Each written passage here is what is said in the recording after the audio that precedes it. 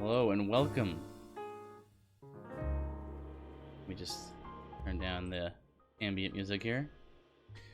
Welcome everyone to the stream. Hope everyone is doing well this Saturday. So I can do my cam only, yeah.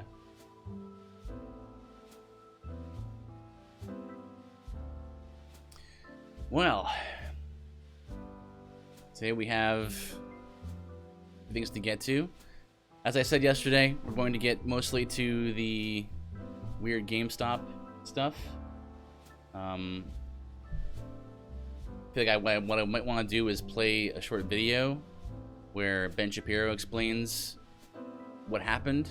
Like he explains it very succinctly, relatively. You know, it takes about less than 10 minutes, I'd say. Everyone's doing well. We're just gonna get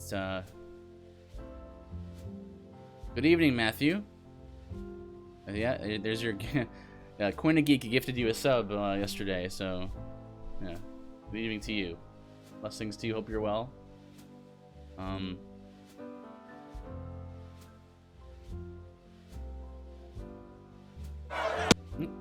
And okay, so hello, Eclipse. Hola, you might say. Konnichiwa. So that I wish I was there to thank him. Well, yeah, I thanked him for you. I like usual. We're gonna talk about sort of like major sort of things I want to talk about, but also like it's my sort of weekly wrap up of the whole stuff going on in the week that I saw that I thought was interesting, that I thought would be good to bring up. And so we'll I know some people are not always keen on when I change subjects a lot. But you know, you're not always going to be everything to everyone, right? You have a certain way of doing things, a certain way of doing your stream, and I have a certain way of doing my stream, and we all kind of like different things, like different ways of doing things. Hello, Federal Spore. You were, I believe, in Joffrey the Giant's stream, weren't you? Thank you for... Oh. Thank you for the follow. I appreciate that. Yeah, we'll also be probably gonna watch something from Joffrey the Giant. I thought that was very good. So yeah, I know that not everyone likes my format, and that's okay, because you can't, like I said, you can't make sure everyone likes everything. So just have to do it the way that you think that is best, and the way that you prefer to do it. You know. Oh, that's right. Thank you. Yes, I was like jumping on all different streams. Coin a Geek stream.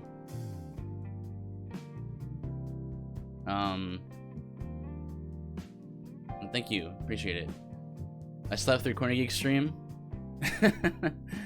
Yeah. Maybe we chatted a bit. But I don't blame you, Yoshi. You're always around. You're a monster. I don't know how you do it. So anyway, I guess we'll just get to the rar. There you go. We'll get to our feed here.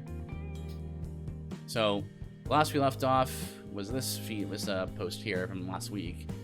So let's see. We got James White starting off the week back on Sunday or Monday. It was Monday. Morning thought. To the state that has identified transgender rights as the human rights issue of the day, which is what Joe Biden said. A Christian mother teaching her children that God created us male and female, and that this is good and right, is a domestic terrorist. Right? So we've been talking a little bit about that, about how Christian nationalism is manipulating words, and you're using the term, you know, Christian nationalism to mean, to logically conclude that that person is a domestic terrorist, right? Oh, we can't have people teaching their kids that men and women are women, and that it's good, and that God gave us a purpose in who we are. We're not just who we are physically or spiritually. Like, our souls are who we are, but our bodies are also an integral part of who we are, right? Because Christians are not Gnostics. You know, we don't believe that the body is a bad thing. It is a good and God glorifying thing when we operate within our own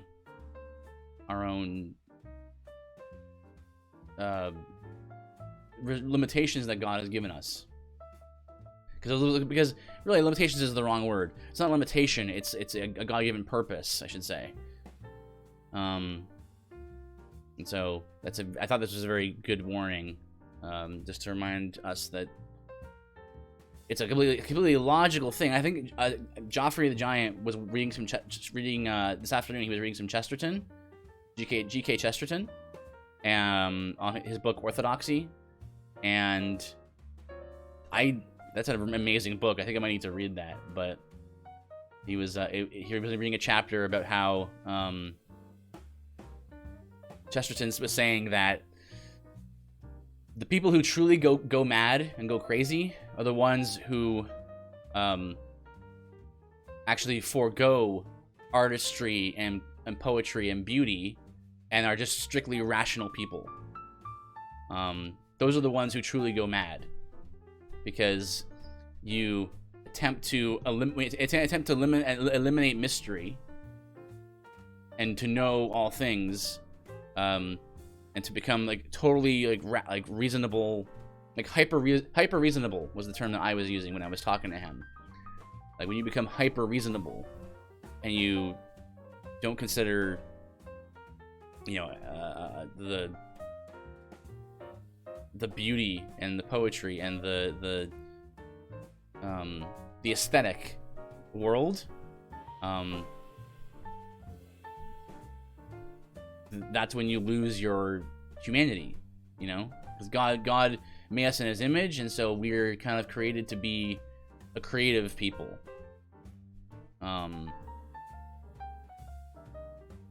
And I told him that it reminded me of H.P. Lovecraft and how that's kind of how he wrote too, where H.P. Lovecraft said, you know, the way he wrote was kind of like about these fictional characters called like the old gods, and there's like Cthulhu and all that stuff, right? And the kind of like, it's kind of been what's the word? Cthulhu and H.P. Lovecraft stuff has kind of been popularized, or like kind of like brought into the pop culture, right? And it's sort of like used as like, man, isn't that crazy? It's kind of wild, right? And it's sort of like pirates and ninjas kind of thing, right? Or it's just sort of a neat thing to put into a game or put into a story, right? But H.P. Lovecraft's like the sort of moral there was that, you know, seeking to understand everything and to remove all mystery from life just causes you to go mad. Because we are designed to, as creatures, to accept that there are some things about God that we just don't understand, and we cannot understand them. But you know, it's kind of funny how like Joffrey was saying that, like, even though Lovecraft was not a Christian, by like any stretch of the imagination, he was given like common grace, you know, to understand at least that much about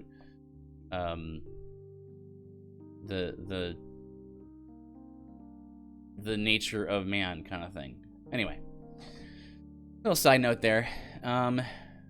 Here, so Regenerated, he started his streams on YouTube, and he actually has started getting guests on his YouTube, channel. He's booked them already. He's gonna get them in the next month or so. But he started a series on J.I. Packer's Concise Theology on his YouTube stream. So he's a friend of the channel, good friend of mine, and so I would want to give him a shout out there. He's really doing a lot of work with that, and I think his stream will be very similar to mine, right? It's gaming streams combined with a little bit of good theology. And I also want to, related to that I want to get to his other thing right here. So he reposted this right here. His inaugural episode of Regenerated Radio. I didn't get a chance to see it because I was actually streaming at the time, but Stephen Atkinson is director of ministry for Christian Witness to Israel, North America, and talking about whether Christians should be gamers. And he's got more coming as well. Right here, he says there next Friday, Dr. Chris Bolt will be coming on to discuss apologetics on the online arena, and then Dustin Benge will be joining me to discuss online ministry and how to approach them. Like, that's awesome that he actually got those guys. Like Dustin, like he wrote. I don't have it with me right now, but he wrote the American Puritans, right? So it's kind of crazy how like Greg here just like DM'd him on Twitter, and he's like, "Hey, can you want to come on my show?" And he was like, "Yeah." Like he told me about it, and I was like, "For real?" He just agreed. Like, "Yeah, sure, I'll come on your online show." Like, pretty neat. Nice he was able to get some guests like that. Yeah, really, I was not expecting that. Yeah, we'll see if he gets Nate Pickowitz, which is who he's trying to get next. But good for Virgin. So, fellow brother in the Lord, I'm hopefully things go well for him as he continues to do that. Let's see here. You guys, of course, have seen the masking thing. Phil Johnson posts how it started / how it's going. Is one from May 12th, 2020. It says, Fauci says there's no reason to be walking around with a mask. And then Dr. Fauci says January 25th, 2021. That's pretty cool. Good for him. Yeah, it's great. Dr. Fauci says double masking makes common sense and is likely more effective.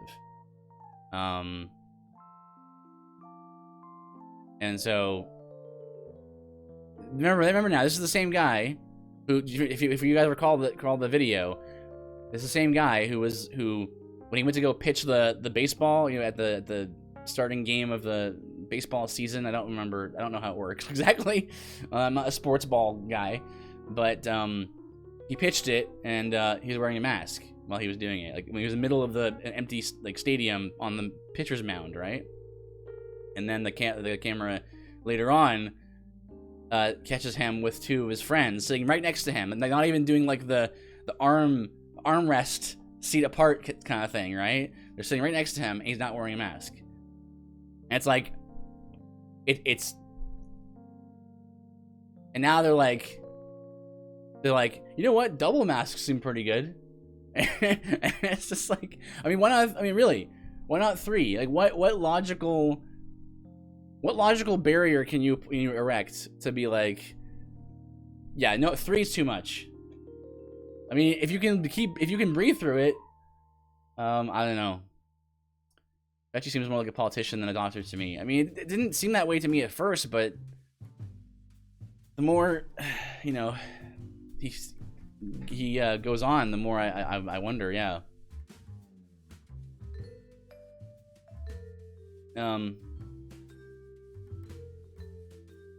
But yeah, James White says, double masking is right around the corner along with mandatory vaccination.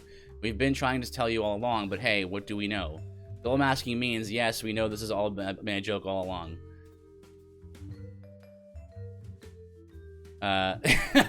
Did you guys see this one? Did you guys see this one? I saw this last night. Thought it was a pretty funny parody of how one-sided CNN can be. The Babylon Bee up to their usual antics, that kind of stuff. Turns out it wasn't a joke, and this was a real chyron. And the mainstream media wonders why no one takes them seriously. What was the chyron? Psaki promises to share accurate info. How refreshing.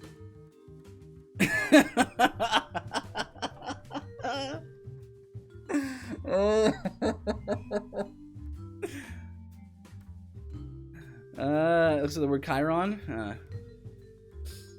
Oh man, like this just in, like this is peak editorializing, right? Because the news is about like it's supposed to be about just trying to give you facts, right? That's the idea, at least. That's the story you're told, and then it's like this just in.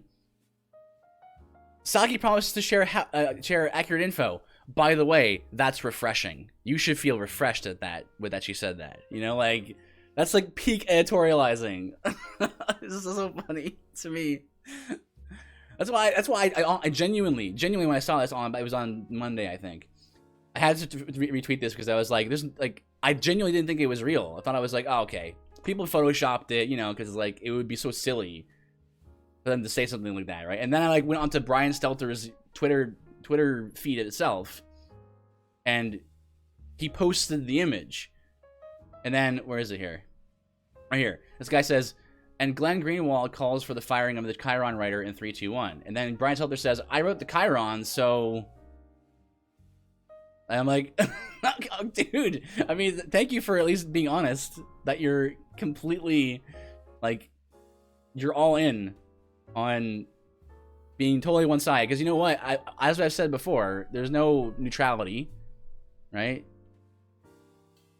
You're always trying to fight for something. You're trying to argue a position that you hold to, and you know it makes sense. But it's just I found it so funny.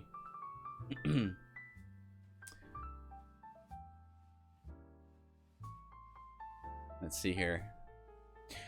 So, now hopefully this is some Canadian news, but hopefully you'll see kind of like some of the similarities. I always do a little bit of Canadian news usually, because you can kind of see parallels and stuff between Republicans and conservatives and stuff like that. Like how both of them kind of like they fight very defensively. They're both like, well, you know, we have to have a certain level of decorum, right? And really, what that means is we're not actually going to do anything because we don't want to like make anyone upset, you know.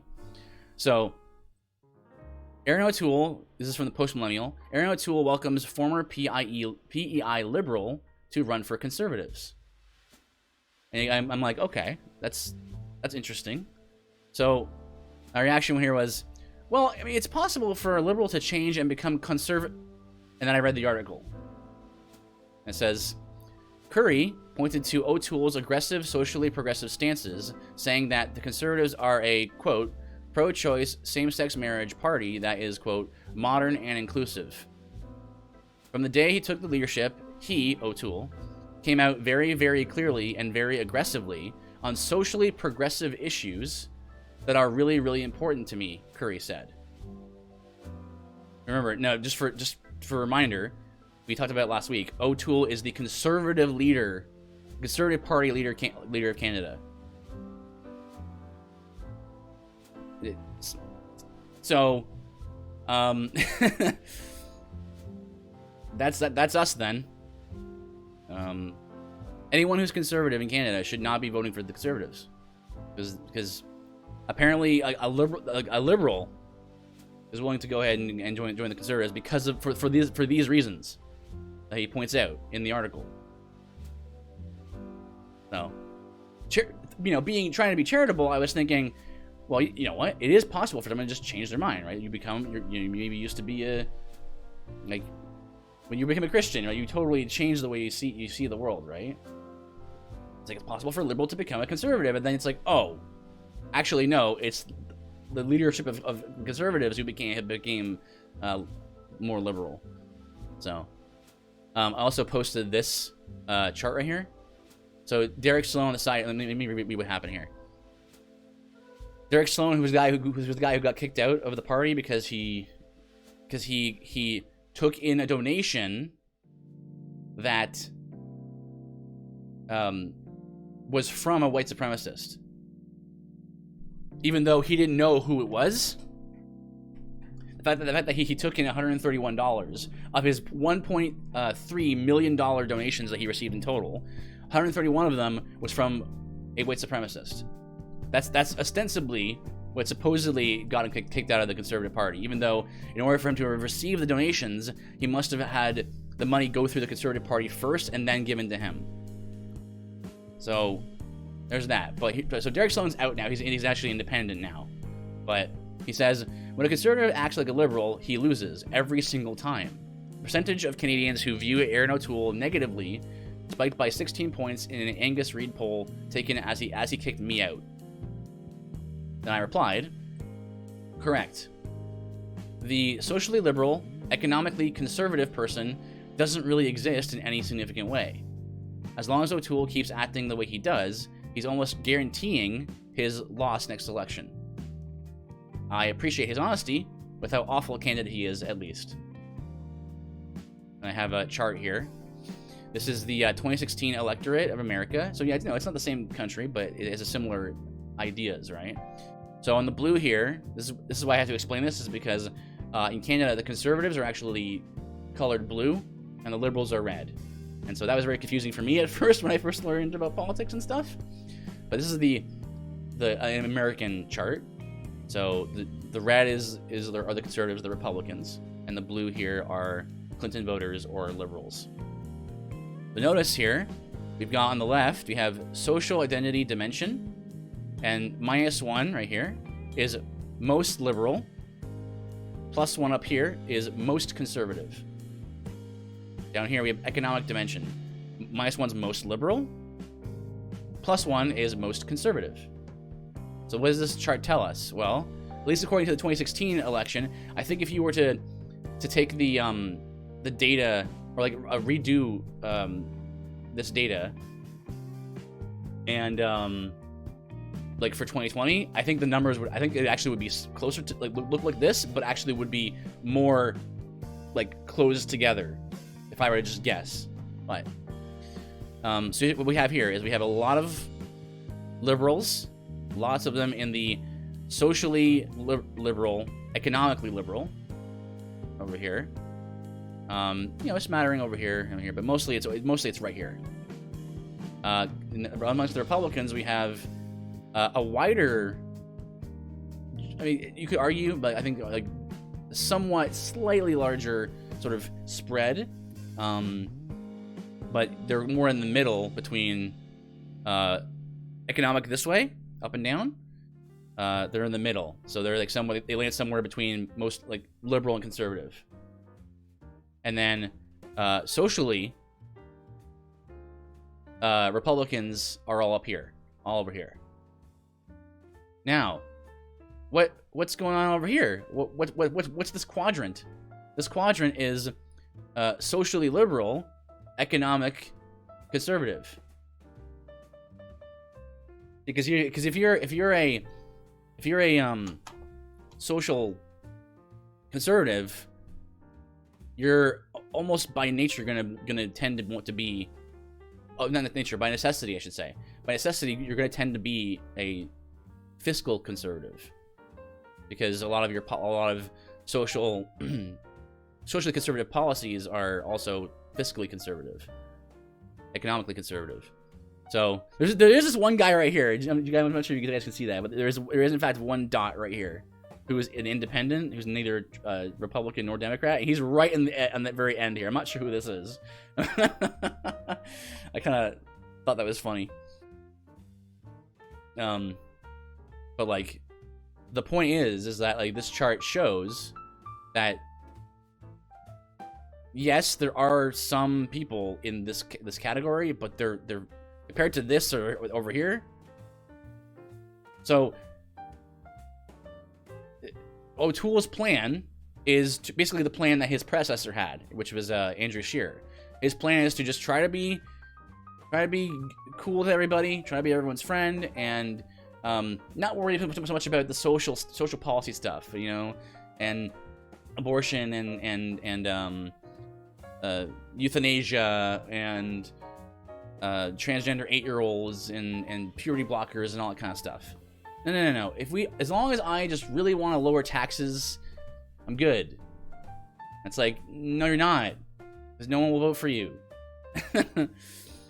And so Trudeau has been our prime minister for like 3 terms already. So because there's no term limits for prime ministers in Canada, so it's probably going to be a 4th one at this rate. So, oh, there we go. I just thought this was funny from Philip Derrida. Philip Derrida is kind of like a troll. He's mostly like a troll account kind of guy. He puts up stuff like this. This is the same guy who I posted him making fun of like all the different heresies, and then Athanasius being like, no, I think it was Athanasius, wasn't it? So it's just like, I thought this was just funny. It's just like the righteous Chad and the wicked man. Walketh not in the counsel of the ungodly. In God's law doth he meditate day and night. Standeth not in the way of sinners. His leaf shall not wither. Oh boy.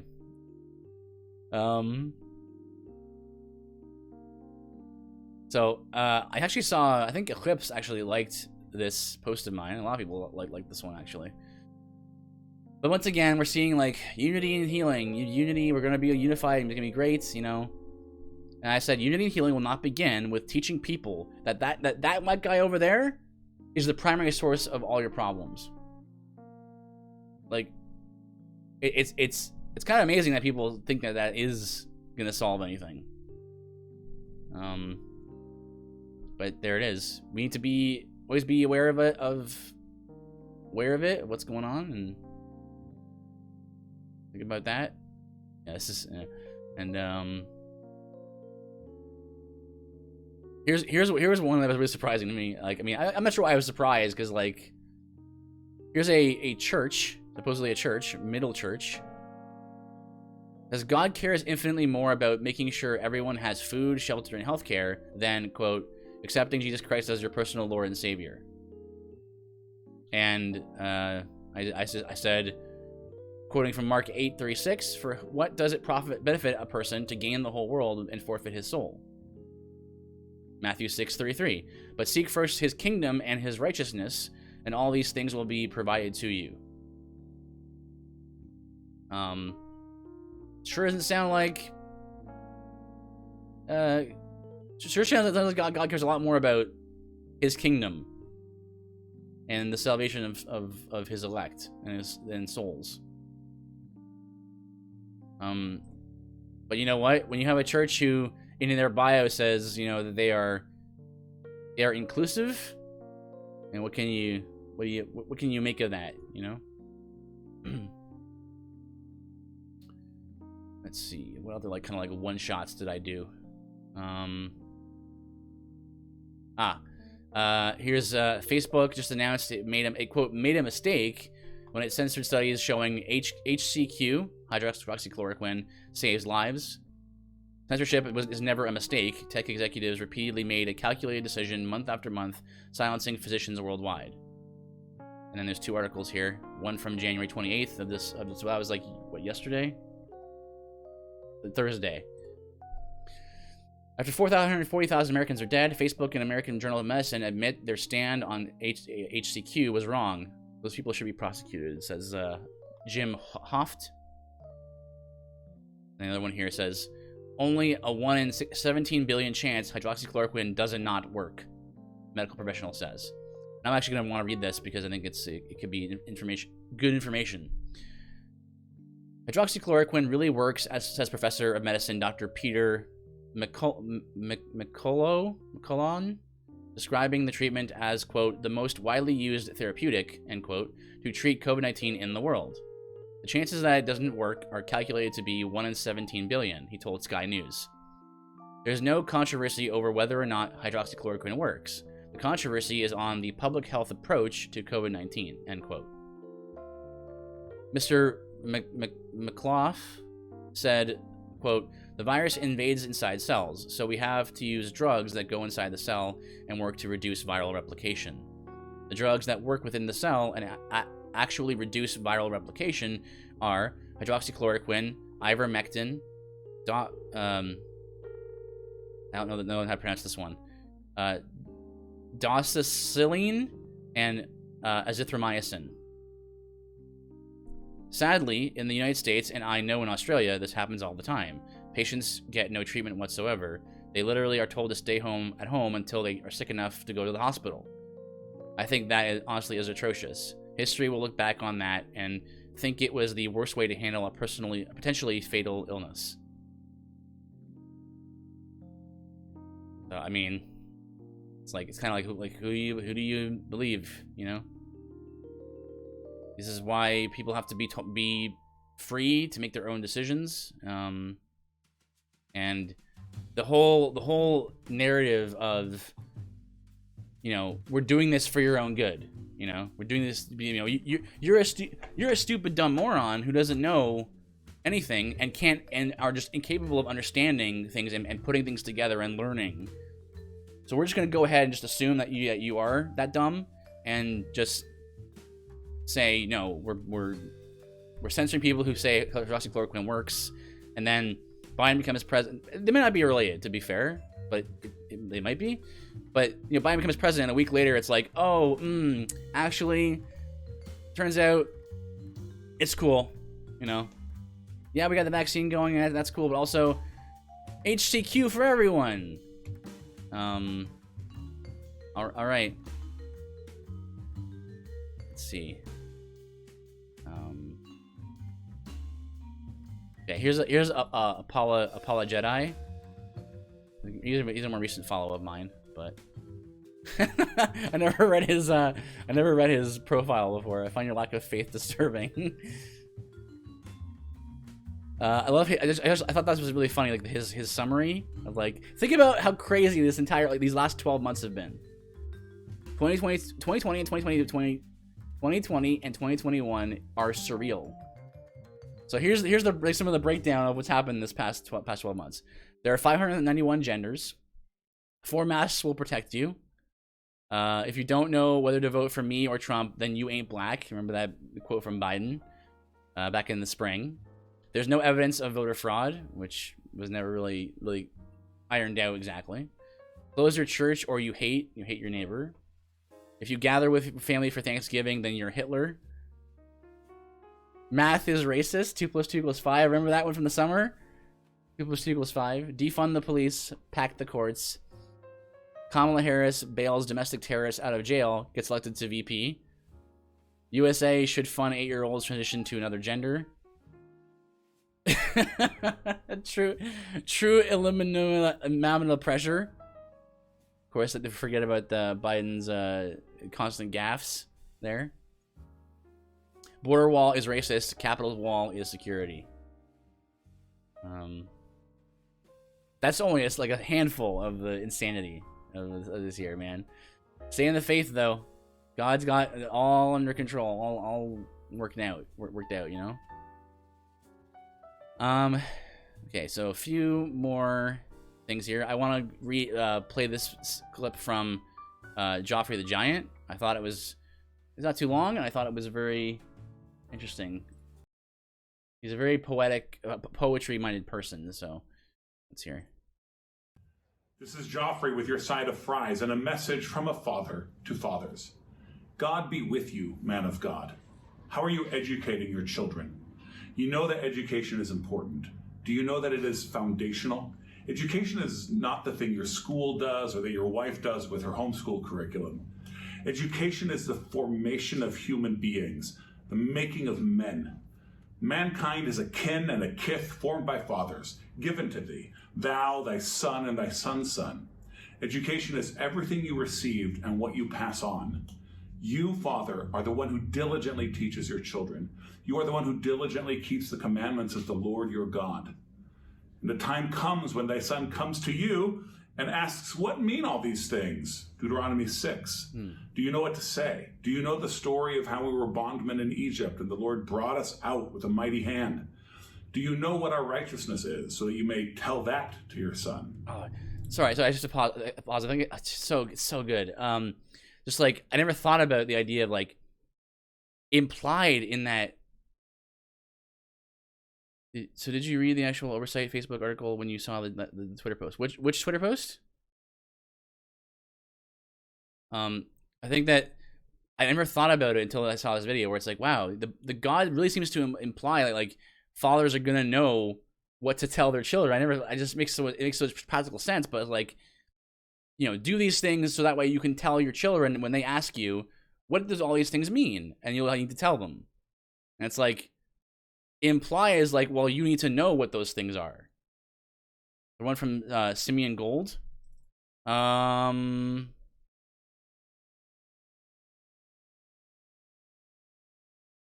did not read that.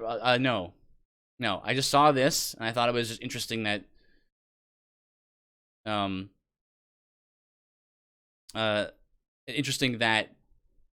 You know, is there something that I need to be made aware of, Yoshi? Actually, because I mostly was pointing at just to point out that, like,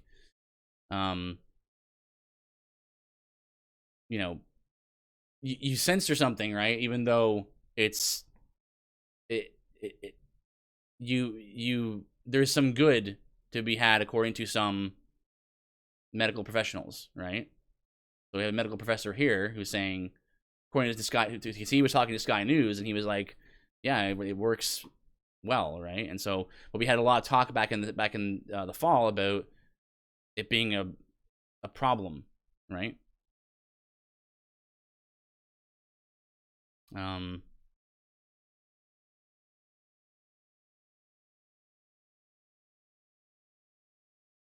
right, sorry. Get back to that.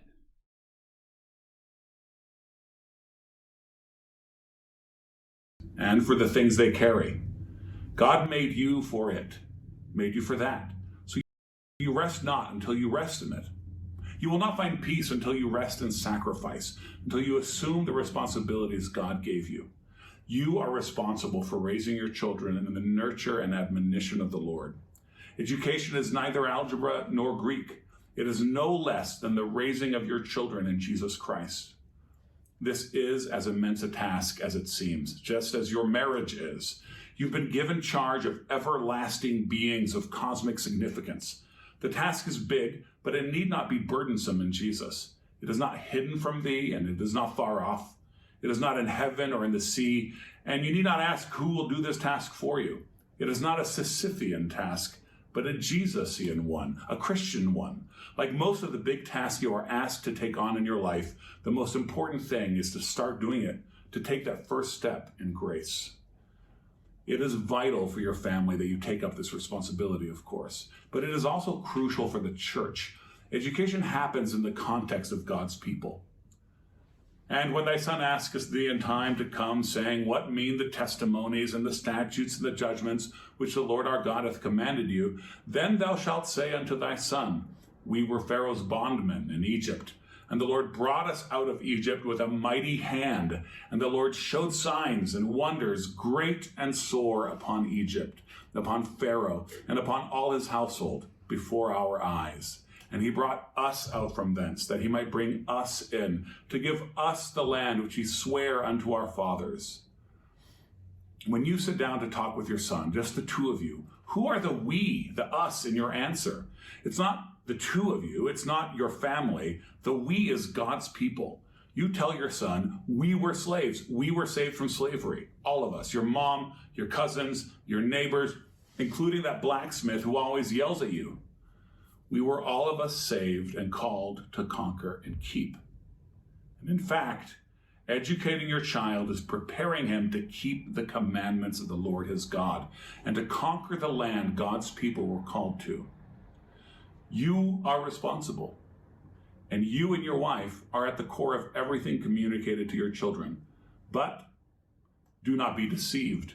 You would be foolish to think you must do all the teaching. Foundational teaching happens in the home, by the hearth. It expands into your local church, and it expands out to God's people. Earlier it was said that education is not algebra and Greek. Should the men and women of God that you are raising therefore learn algebra? The radical answer here proposed is that the free peoples of earth, the people of God, know algebra. They know calculus and how to write an iambic pentameter, and how to make an argument and give a speech. They know the histories of the rise and fall of kings. They are equipped with the knowledge that will give their wisdom an edge when they are older. Who will teach your free children all these things? The people of God will, under your stewardship.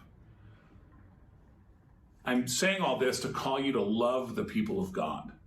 Teach their children and let your children be taught. Know that there are masters of many things among us. Bring your children before these masters to receive the instruction that will make them free. That's so good. It's really good. Just challenging stuff, a reminder to all of us. Again, I don't always bring it, point the stream to stuff that is, directly like specific to them. Like, you know, not maybe not everyone here is a father, right? But that the lessons that to be learned as a from engaging with that. So you know, like this, you know, the last book we read before the Forgotten Trinity was the book on what was it called? Future Husband.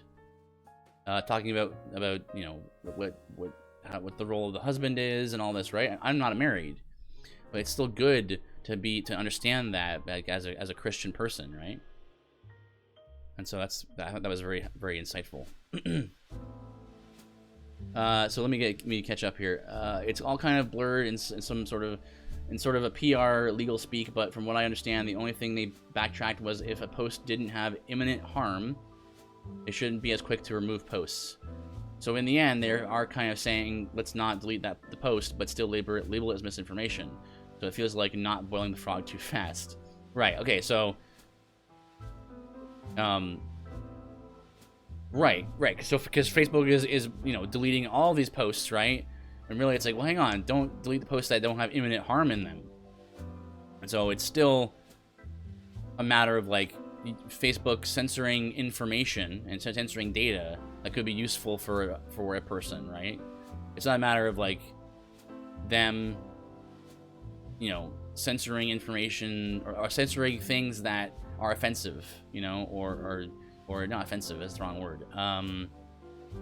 Censoring things that are like incitement to violence or something like that, right? It's rather that they didn't like that this information was going out, and so they just kind of labeled everything as, you know, imminent harm. And, you know, perhaps, and this is speculation on my part, but perhaps Facebook believed the narrative that, you know, HCQ really was like, super dangerous because everyone was, you know, because Trump was saying that it was a good thing, and so the way it worked back in the fall was like that if Trump says it's good, then it's bad, and vice versa. So the Trump derangement syndrome runs pretty deep for some people. Thank you for that link, Yoshi.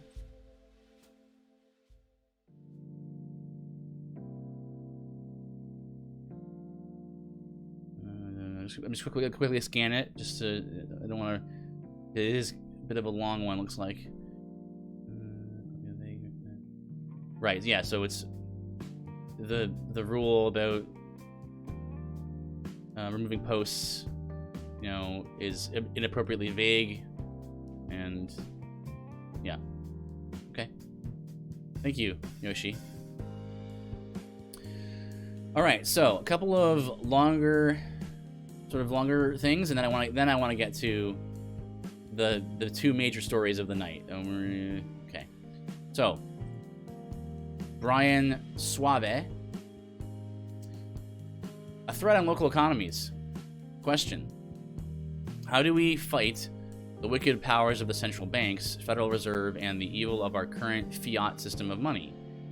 The good news: communities of productive Christian households are the boogeyman that keep them up at night.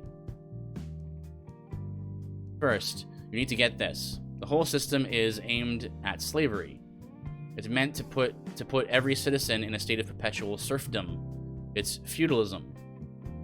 In a feudalistic system, the rulers enslave the masses to tenant status, demanding their honor, obeisance, and their profits. So, the feudalist goal is to make everyone tenants of the crown, to keep them pouring their labor, not into the building of their own houses, but into the king's house. It's about keeping the peasants as renters, never owners. How does this work in our current system? First, money. The crown has debased the coin, actually eliminated the coin in any meaningful way. Your money has nothing of any value behind it. In fact, it's literally created on the basis not of real valuable things, but on debt. That's why we print. We're just printing money, right? Because like everyone needs money, and yet we're not allowing people to work, and so I know what we'll do. We just make more money. And it's like, that's not, you're actually stealing from people when you do that. You devalue the currency, you debase the coin. And let's just say, for sake of example, you know, the $1,000 that's in your savings account right today is worth less than it is. Is it worth less in a week than it is today? Because there's more of it, right? It's like supply and demand, right? The crown makes more money out of thin air by a convoluted mechanism that essentially boils down to creating debt. This is why the national debt exists. As they do this, they levy a hidden tax on every single citizen, inflation. This is the least fair tax of all. Every dollar they print makes every other dollar worth less. This especially targets those who actually save their money, debasing their savings.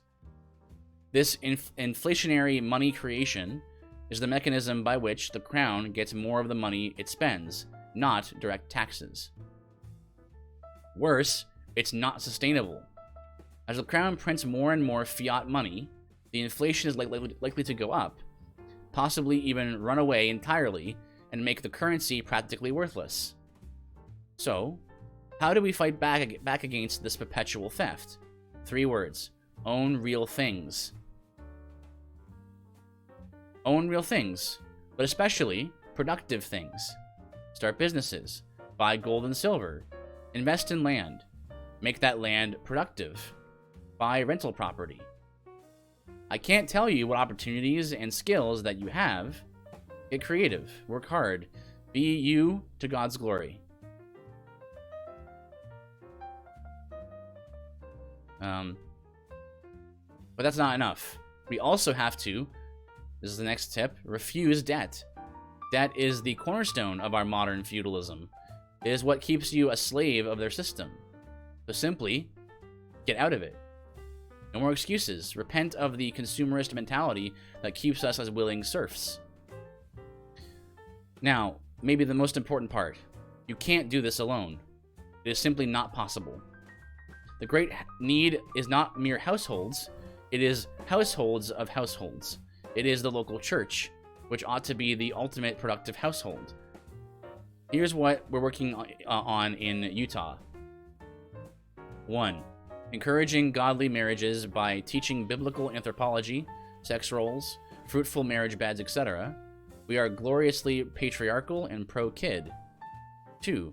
Starting a school to see those kids brought up in the whole of Christ for every domain of human existence. 3. Working to encourage men to start productive things, get their wives home, and fight the loser mentality that says, but houses are expensive, or but jobs are hard to find. So, make one. You're a Christian man, the Lord is with you. Read the Proverbs. 4. Thinking through how to foster and connect the local economy on every level. This front is particularly compelling.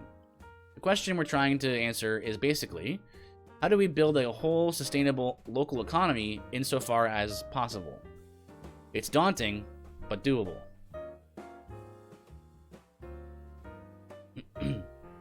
List skills present in your community. This is something I was talking about before, right? Like, I think that it might be a good idea to, like, for members of the church to have, like, understanding of, like, what all the members of the church do and all of their skill sets, and that way we can go to each other for things, right? So, like, here's actually a good example. Yoshi said yesterday, hey, can I, like, you know, can I make some emotes for you? Some, like, better Twitch TV emotes for you. I was like, yeah. Now, Yoshi didn't say that, like, that it was something that he wanted to get paid for, but I would be willing to do that. Hello, Adam in Exile. But I'd be willing to do that just for the record, because Yoshi is a Christian. He's a fellow brother. He has skills in certain areas. I'm not especially good at that kind of thing. But Yoshi does have a skill in that area. So, like, if he did that for me, we could, you know, maybe discuss something. Of course, it's up to him to decide what. I'll take 100. Well, that's the thing, is we can haggle. Um, but the point is that we all have skill sets, right? And we should be learning about what we're good at in our local churches and going to each other for those, like, it's sort of like developing, being economically involved in each other's lives, right? That's a practical way to help each other. So I put forth the idea to my church and to my pastor. Hopefully we get something going there, Welcome, Adamant. Thank you for coming. Roll diplomacy check. That's right. Haggling is a lost art, and to be honest, I don't really know how to do it myself. But again, this is kind of like me learning along with you guys. Like I found this post, and I think this is really useful for me, and therefore I think it'll be helpful for other people. So he says here, foster business between community members. Encourage young men to fill gaps in your trades or services. We could use a solid plumber. Well, Bill's son may be interested in pursuing that trade. Let's get together and pay for his training. Just as an example, right? So like that's a really cool idea. Like, how do we get church members to actually be cooperating with each other to create this kind of economic help?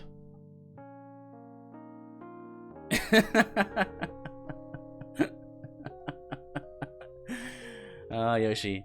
Here's a free tip. Don't reveal you don't know how to haggle. That's a good point. Yeah. Yeah. Well, that's good advice from Yoshi. There you go. Over generations, you can get a whole lot done with this simple process. Some of the men, number 5, some of the men who are further down the road in productive property are considering starting a bank that deals only in metals as a hedge against inflation, accessible to the whole community. And none of this is retreatist. No. As you build out your local economy, you are colonizing and invading the current one. As you invade the economy, you must also invade the idols of that space. Preach the gospel. Bring it to the public square. May God bless his people. So I've started to do, I started doing this about last year or so. I started investing. I started doing, that kind of stuff. Oh, I actually haven't told you guys yet. Another example is this spring, I'm going to, with the help of a roommate, I'm gonna grow vegetables and garden. I've never done it before. I'm told that it's easier than it might seem.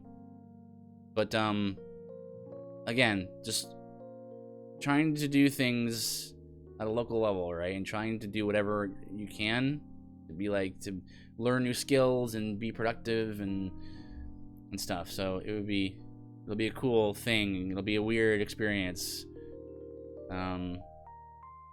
Because the where I'm living right now, there's a nice big old backyard, which has enough room for a small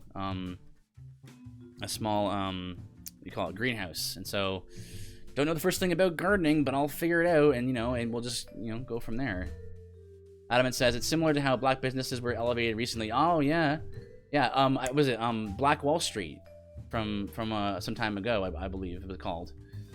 Were elevated recently because people decided that was a cause they want to support, and by that I mean vote with your wallet and support those you want to see succeed. The only missing link in smaller communities is awareness and coordination. Right. Yeah, because you think about that, right? You go, whenever you buy a thing, you're actually supporting the thing you want to succeed. You're actually supporting that business, right? But I think a lot of us might think of consuming products or like going to a restaurant or something, right? Even as well, I'll just go wherever I want, get whatever I want. And it's yeah, that's true. But you're actually investing in a certain way. You're investing in the fruitfulness of that restaurant or that business or whatever when you actually pay money for their services or for their food or whatever.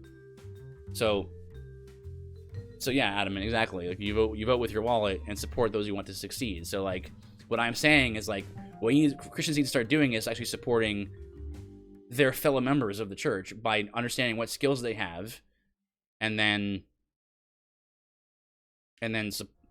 supporting that, right? And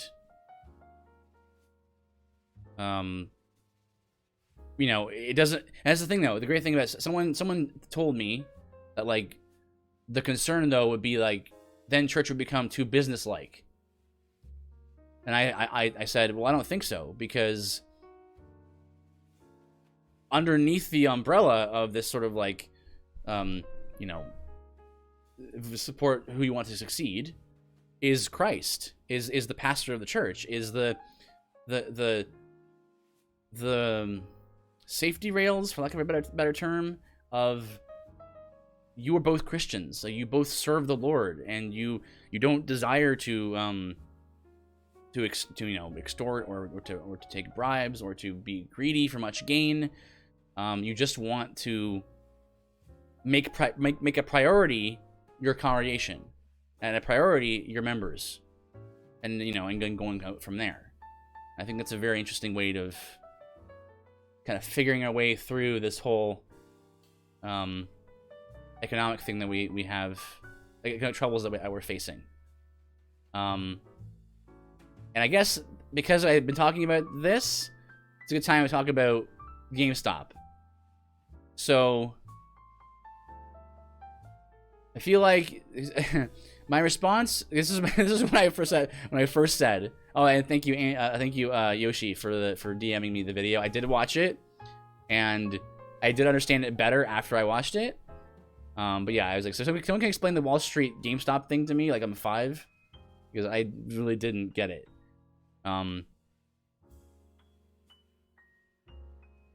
Sadly, we are in deep with convenience in this age. Amazon is a hard service to break free from. It's true. No, you're right. But 20 years ago, it was Walmart that was being decried. Unless we can reduce our need for convenience, it will be hard to make the shift. Amazon and Walmart and others like them are well within their rights to make a convenient service that takes off and does well. Sure. Not saying the paragons of virtue, but we have to decide where we place our values. Right? Exactly. You got it, Adam. It's like they're well within their rights to sell what they wish, right? As long as they're not like committing, you know, a crime or whatever, right? But the thing that we're kind of facing right now is like we're getting lots of canceling going on, right? So what's going to happen? Let's say if Christians, you know, and other conservatives start getting canceled more and more, right? Do we have the ability to? It might not be a matter of reducing our need for convenience, but actually it might be we're actually going to have to take on more inconvenient things in order to continue, you know, business as usual, so to speak. And it's not really a matter of it's like we're being forced into that position rather than having to choose it.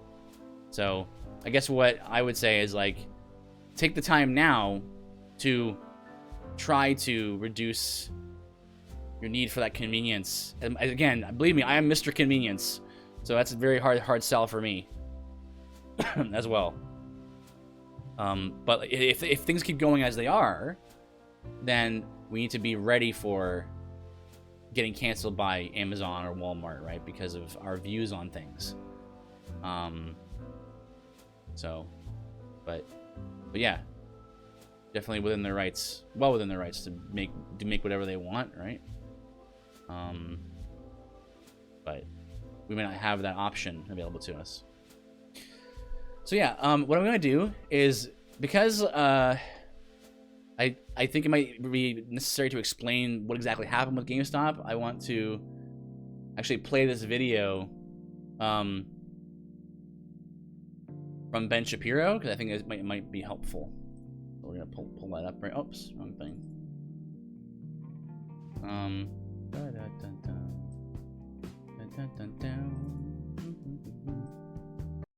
Okay. So this will be about like less than 10 minutes. We have to ask ourselves, what are you getting when you save your time or money? Is it just the free time to sit around and watch Netflix? Oh, if you can't say amen, you can at least say ouch. Oh, I mean that hits a little close to home, but you're right. You're absolutely right. And would you sacrifice that non-productive luxury if it meant elevating your brother? Ooh, oh man, Adamant's on fire tonight. That's good. Yeah, that's right. Exactly. That's the question we have to be asking, right? This is going to be a very challenging year. Last year was challenging. This is going to be challenging as well. So we've got to be asking those questions. Great stuff, Adamant. All right, so I'm going to have Ben Shapiro here explain short selling, and that will help to better understand what the heck happened with GameStop and why it's such a big deal.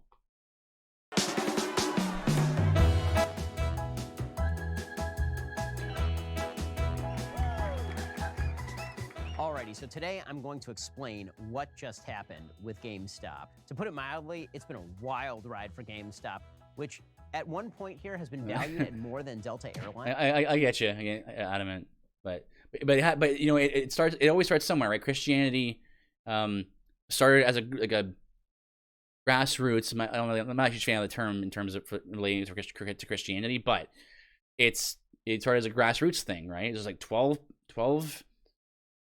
disciples, and the Holy Spirit moved on people, and it sprang out from there, right? So you start somewhere. You start as an individual. You start in your home. You start with your family. Then you grow from like multiple families in the church, and so. But yeah, like GameStop, but not really. I understand what you mean. But it is, in a sense, like a galvanizing, right? As a coming together for a purpose, So. Which is very weird because GameStop, for people who have visited it, is basically a swap meet meets Blockbuster for video games. Basically, here's what happened. So at the beginning of January, they had a change in leadership, and that caused some optimism at the company. But some people thought that the optimism was sort of overvalued at the company in hedge fund world. So what happened is all of those hedge fund traders, they short sold the stock. So I'm going to explain what exactly happened, and then how a bunch of people on Reddit basically screwed all of those hedge fund guys. It's pretty unbelievable. We'll get to that in just 1 second. First, I want to remind you, you need to check out expressvpn.com for people who don't actually know /Shapiro. So we first have to explain what a short sale is for people who don't actually know what a short sale is. So we have a couple of players in our short sale. Okay, if you believe a value is overpriced. A short sale, it says an investment or trading strategy that speculates on the decline in a stock or other securities price. For a stock. If you think that a stock is overpriced, then you engage in what's called a short sale so you can capture the value of the overpricing. Here's how it works. You have a hedge fund guy. We're going to call that guy Bruce because everybody hates Bruce, right? So here's Bruce, okay? So you got Bruce. Over a 1 month period, Bruce believes that the stock of GameStop is going to drop, right? This is 1 month, okay? So what does Bruce do? He doesn't own any stock in GameStop because he doesn't like GameStop. He thinks that it's actually not a company that is of great value. So what does Bruce do? He goes to a broker, right? The broker then proceeds to lend Bruce the stock, okay? The stock is moving from the broker to Bruce. Bruce is going to borrow that stock for a month. Then, 1 month from now, Bruce is going to give that stock back to the broker plus some sort of percentage fee. So let's just say that Bruce is going to give for the sake of easy math, the broker back the stock plus $10. So Bruce, in 1 month, is then going to reverse the transaction. He's going to return the stock to the broker plus $10. Okay, now, Bruce, again, he thinks that the stock is overpriced right now. So now Bruce has the stock. So what does Bruce do? Let's say that the stock price is $50 for the sake of argument. So Bruce then goes to the market and he is going to sell this stock, right? He's going to sell the stock that he has borrowed to the market. Sorry, pausing just for a second. This is the part that really confused me when I first heard about the story, where I was like, how do you sell? You borrow something from somebody and then you just sell it? Why would you do that, right? It's like, well, he explains it, but yeah. Okay, and Bruce, in return, is going to receive. Bruce now has $50 in his pocket. Now, the month progresses. Bruce has no stock, but he has to return the stock back to the broker. So what does he do? He waits for a month. Now, because Bruce was right, the stock price dropped. So Bruce can now buy the stock from the market, right? So the market is now going to sell So he sells it and then he buys it back. To Bruce. And Bruce, let's say it's dropped to 20 bucks, is going to pay $20 to the market. So that means that Bruce sold the stock at 50. He bought the stock at 20. So that means that he made $30 on that transaction. Then he has to return the stock plus 10 bucks to the broker. So now he has made 20 bucks on the transaction, right? So here's what everybody at the end of the day got from that transaction. So the broker got the stock plus 10 bucks, and Bruce ends up clearing a profit of 20 bucks after all that is said and done. Okay, that's what Bruce is hoping for if the value of the stock has dropped. Now, here's what the GameStop guys did. Alrighty, so before we get to more of this, I want to explain you should express skipping free ad here. Started a thread called Wall as one poke on your phone. So on Reddit, there's a Reddit thread called Wall Street Bets. And they noticed that there were a lot of Bruces, and all the Bruces were short selling the stock. All the Bruces were basically betting that they were going to be paying back the broker the stock right now. But they don't actually have the stock, right? They haven't actually bought the stock yet, right? They're planning on buying the stock right before they sell it back to the broker. So they don't have the stock. So what do the subreddit guys do? What the subreddit guys do is they say, okay, what if we just Bruce? What if what we actually do here is drive up the price of the stock, right? So now, when Bruce, let's say he sells it for 50 bucks because he thinks it's going to be down at 20 a month from now. Now the month has passed, right? We're now in this period. So the Reddit guys, what do? They say, we are going to artificially boost the price of the stock because all of us are going to get together. We're going to buy up all the stock that exists in GameStop. We're going to buy like all of it. And so the price is not going to be $20 for Bruce to actually buy the stock so that he can pay back the broker. Instead, the stock is going to be $200, right? So now Bruce is really screwed because Bruce sold the stock for 50, but now he has to buy the stock for 200. So that means he has to buy back because it's not his. It's actually owned by the broker. He has to give it the stock back, but it's now at $200. Bruce is no longer up 20 bucks. Now Bruce is down 160 bucks. Right, so that is what they are doing. In short, they're basically screwing Bruce beyond belief by artificially boosting the price of the stock. Now, here's the thing. They're not taking into account the market fundamentals. They don't care about the market fundamentals. They don't care that GameStop actually is not worth 200 bucks in terms of the stock. So what does that mean? This means that this only works and this can only continue so long as the price of the stock remains high. Because once the price of the stock begins to drop, if he continues to buy short sales, then as the price of the stock drops, you go back to your original calculation, right? If the price of the stock goes back down to 20 bucks, then Bruce is okay. He can still buy all of the stock back. So they can keep screwing Bruce for as long as possible just by holding the stock. And that's why you're seeing things like hold the line, do not sell, trending on Twitter. Because all these Reddit guys are like, the longer we do this, the more the hedge fund guys get screwed. Because what the hedge fund guys are doing in order to combat the fact that they're losing money on each one of these deals is, number one, they have to buy the stock in order to pay back the broker, or at least they have to pay the broker some money. And two, they realize that at a certain point this is going to give way. Because all the people who bought, all the Reddit guys who bought, eventually they're going to realize, hold up a second, I can make a lot of money by selling the stock right now, right? That will drop the stock price eventually, but I will clear this giant profit in the meantime. So what the big hedge fund guys are doing is they are betting even more into short, right? They're saying, okay, for sure the stock is going to drop. We know it's going to drop. It's just a matter of time for it to drop. So what they are actually doing is creating more of an impetus for people to continue buying the stock and setting the stock price higher, because the more that they short squeeze, it's called the short squeeze, the more they short squeeze the brokers, the more that the brokers are going to have to pay in order to fulfill the promises that they have made to the brokers in the first place. The more Bruces they screw, the more money they can make. But that only holds true so long as you can hold the line, so long as there's a collective action not to just sell right now and drop the price of the stock. So that is what is going on right now. Now, in the midst of all of this, a bunch of tech companies have decided they don't like what the Reddit guys are doing. They don't like that the Reddit guys are screwing the Bruce guys. And there are a couple reasons they're saying this. One is they're saying that the Reddit guys, they don't care about the underlying value of the stock. They don't care about the fact that they are now trading the stock in multiple times what it actually is probably worth. What they really care about is screwing the Bruces of the world, and this is screwing up the market mechanism. So that's kind of that's a somewhat fair criticism. The other thing that they don't like is they don't like the people getting screwed. They don't like that it's the hedge fund guys that they normally trade with who are getting screwed. So what you have seen is places like Robinhood say, we're not going to allow you to continue to buy up the stock and continue to artificially inflate the price of the stock, right? You're seeing other places take down subreddit boards, right? The subreddit board was actually taken down. The folks who did that said, oh, it was to ban hate speech. It was not to ban hate speech. It was not to ban violent speech. It was specifically done in order to undercut the market for GameStop stock. It was deliberately done in order to create a sellable market. So people would start selling their stock immediately and the price would go back down and people would stop getting screwed over in Bruce world. Okay, so that's exactly what's going on with GameStop right now.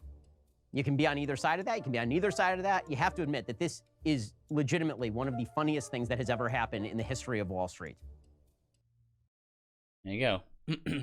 So I thought that was a great breakdown to be like, man, what the heck is going on here, you know?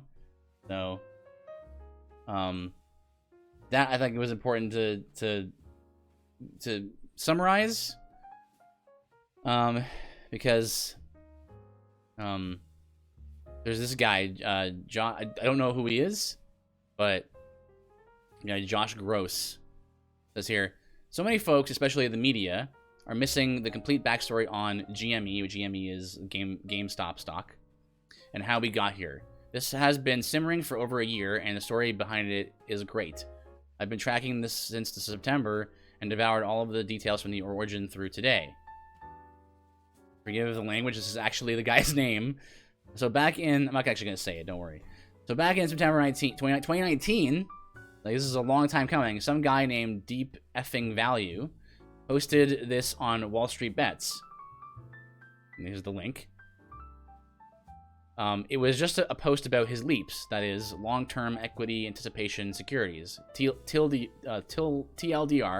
long-dated calls, on GameStop stock. At the time, nobody understood his position at all. Top comment on that post says, bid-ask spread on these are ridiculous. Good luck getting rid of them, lol. The next year, every month, about once a month, that guy, Deep, he posted his YOLO GME position. Every month, for a year, he got made fun of. I caught wind of this trade back in September 2020, a full year after this guy was already holding. I also thought it was weird. The dying retailer? So I dug into the public's quarterly reports of GameStop. Every quarter, public companies are required to release what's called a 10Q, which is a quarterly report of their financials. You can find them here. And what did I find? GameStop was actually in a great financial position. They weren't going broke. In fact, they had a lot of cash in hand, enough to pay off all their debts. So, why was it trading at like $2 to $4 a share? Next, I looked at their short interest. Shorting, for those who don't know, and as it was explained in the video, is when you borrow a stock from someone, a broker, and sell it on the market expecting to... Hello, Ray Will. Hello, Ray Will. I'm just in the middle of we're just in the middle of explaining and breaking down the GameStop stock thing. How are you doing? Hopefully well. I haven't seen you in a while. Welcome back.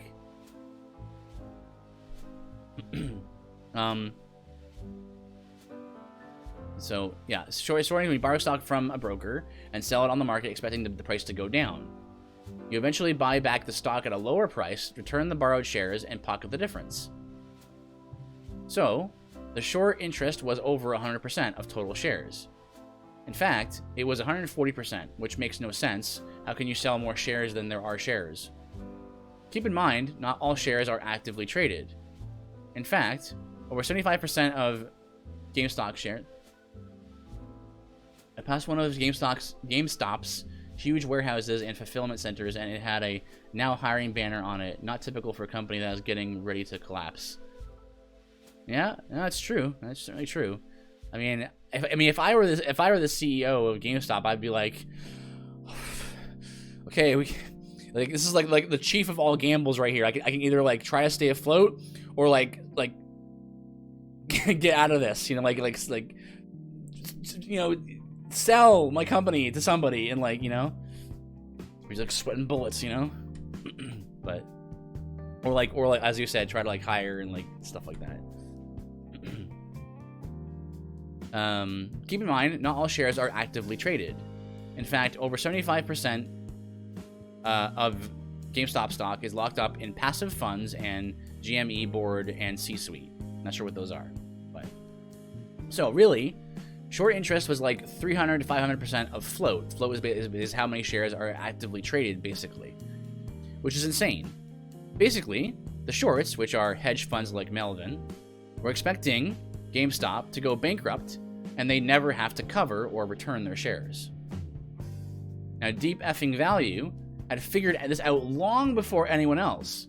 Even Michael Burry, yes, the Big Short guy, who bought in after Deep Effing Value, and he bought in with conviction in his trade, ignoring all the haters. So just because you came in halfway through, Raywell, we're talking about this guy. His name is Deep Effing Value, who actually posted on the Wall Street Bets subreddit, and like a year and a half before this happened. And every month he would post there and like telling people, guys, you guys gotta buy this stock, and everyone made fun of him. So watch this. A year later, and people start to take notice on Reddit. The price has started to inch up from $4 to $8 to $12 over September and October, and more people on Wall Street Bets started buying in, and then more people, and then more, which of course makes the price go up. So the price keeps going up, and more people keep taking notice, talking about it, and so on. Eventually, the shorts are supposed to cover, but how? They need to purchase more shares than there are in the company. Well, that means purchasing at any price. So they start to cover, which means buying hundreds of thousands of shares, which pushes the price up more. And then last Friday, thanks to momentum and growing interest from retail traders, we had what is called a gamma squeeze, which isn't the short squeeze. So, quick aside to explain this. Market makers, the big banks and funds like GS and Citadel, etc., write options. When they do, they have to remain market neutral by law. So there are what's called the Greeks on options, theta, gamma, etc. Look them up if you're curious. But anyway, gamma is a number between 0 to 1 that changes on a call as the price of a stock gets closer to the call price. So let's say you buy a $300 call and the stock is $290. Gamma would be 0.98. Meaning, for every call purchased, which rep is 100 shares, MMs buy 98 shares to be neutral. As gamma changes, they have to buy more or sell more shares. On Friday, the price was over every available call strike, which meant that MMs had to buy millions of shares. If a call is in the money, as stock price greater than call price, they have to deliver the shares. So on Friday and Monday, the price ran up very quickly as MMs hustled to cover the calls and settle them. Then the news took notice and everything went wild. More people piled in. Larger firms are piling in on the buy side. Elon, Chamath, and the price exploded. So that's how we are where we are now. Supposedly, a number of shorts were covered. That being said, last I checked, the short interest was still 138%. So either the shorts haven't covered, or more people are shorting to replace the shorts that are covered. So this is the thing that Ben Shapiro was talking about doubling down kind of thing. That's what's happening. That's what he's talking about here. More people are shorting to replace the shorts that are covered.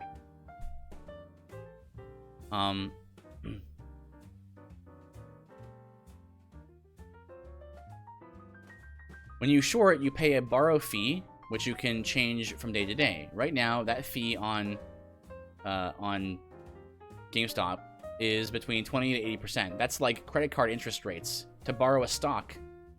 So the longer you're holding your short position, the more it costs you, which is how the more you hold the line, so to speak, the more money it costs them. Eventually, it either costs too much and you have to close your position for a loss, or you go bankrupt. Melvin almost went bankrupt. they got a $2.75 billion bailout from 2 other hedge funds. So they almost went bankrupt, but then they got saved. This is where we are right now. Not sure where's it go. I'm not sure. And I don't see if there's that explanation here. So I can't find the. I thought I retweeted it, but I'm not sure. But so that guy. Whoops. Yeah, that guy, big effing value. I think last I checked, it was like he had bought like $50,000 worth of GameStop stock when it was like $4 a share, and like currently his like $50,000 worth of shares is worth $48 million. Last I checked, at least. And he's not selling because he wants to, make the hedge fund companies suffer. And again, as Ben Shapiro said near the end of that video, it's like, I mean, it's not really good or bad exactly. I think the takeaway that I got from it was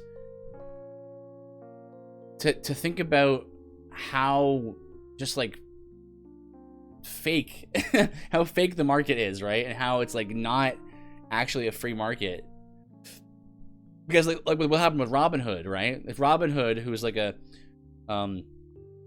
this was supposed to be a democratized stock trading app for like the average consumer, the average person, if they have the ability to just say like, guess what, you can't buy this stock anymore, right? Like all these stocks that might make you some money, that will probably make you some money, you're not allowed to buy those anymore. You can buy all these other stocks that will be a lot less likely to make you money, sure, but these particular ones, AMC and GameSpot, you're not allowed to buy those anymore. That is clear market manipulation. Like, insider trading is illegal, right? It's a crime, because basically it's abusing the system to make sure to ensure that you get all of this huge sum of money that you haven't, even though you have an insider information that allows you to guarantee you to get more money, right? What the people on the this is what's so interesting about this is that what the people on the subreddit did is totally legal. Like, all they did was they followed the rules. They all decided together to buy some worthless GameStop stock, right? But because it's negatively affecting these big hedge fund companies and these big elite people, they don't like that. And so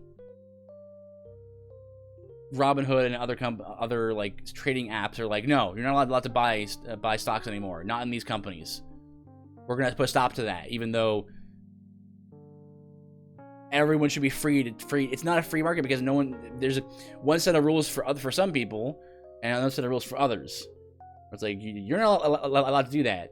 You're not allowed to make huge gains in the market and see how things are going and change things around and make it and make money for yourself. No.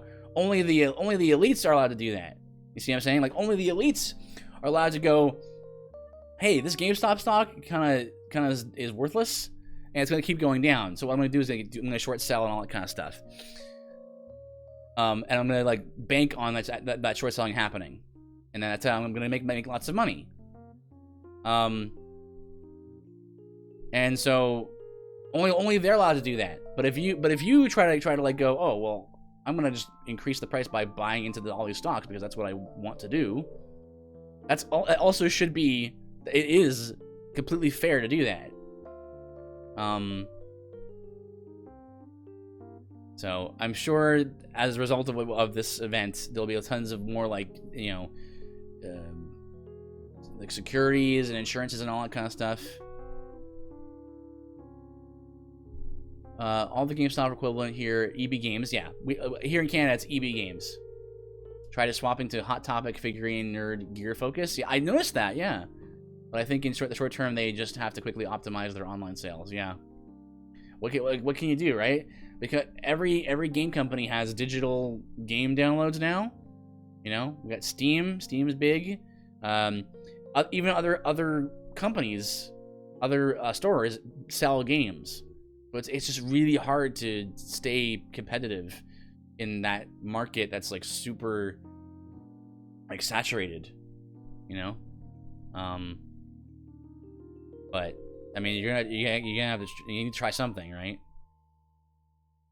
So my takeaway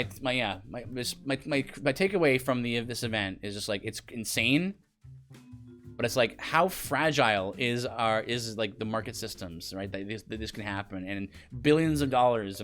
Like, I think at the close of the last what do you call it? The last like market, the opening of the Wall Street, right? All the hedge fund guys lost $70 billion. $70 billion. Like, we don't understand, we forget how much money that is, because like, it seems so, at that point it's like it's hard to imagine, right? $1 billion is $1,000 million, right? I guess that's $1,000 million. $1 billion is $1,000 million. $70 billion, right? Like, most of us would love to have $1 million, let alone $1,000 million. So you can imagine that there are people in powerful positions who want this to stop, right? But they're not doing anything wrong, right? They're just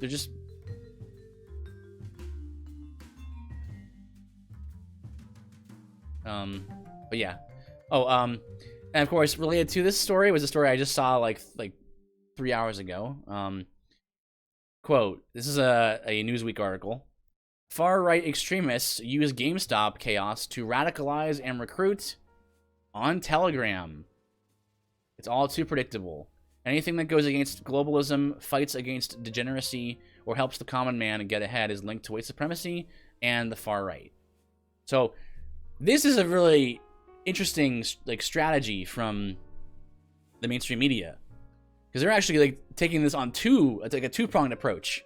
They're doing a thing where it's like, hey, you know who's doing who's like, you know, harming our precious market? Far-right extremists. And they're using that to spread chaos and to radicalize and recruit on Telegram. What's Telegram?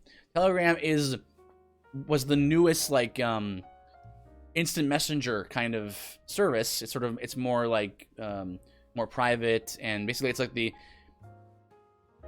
what Gab is. It's not exactly the same thing, but basically what Parler / Gab is to Twitter, Telegram is to like Windows Messenger, other kind of things like iMessage, like iMessage for your PC, right? Kind of thing.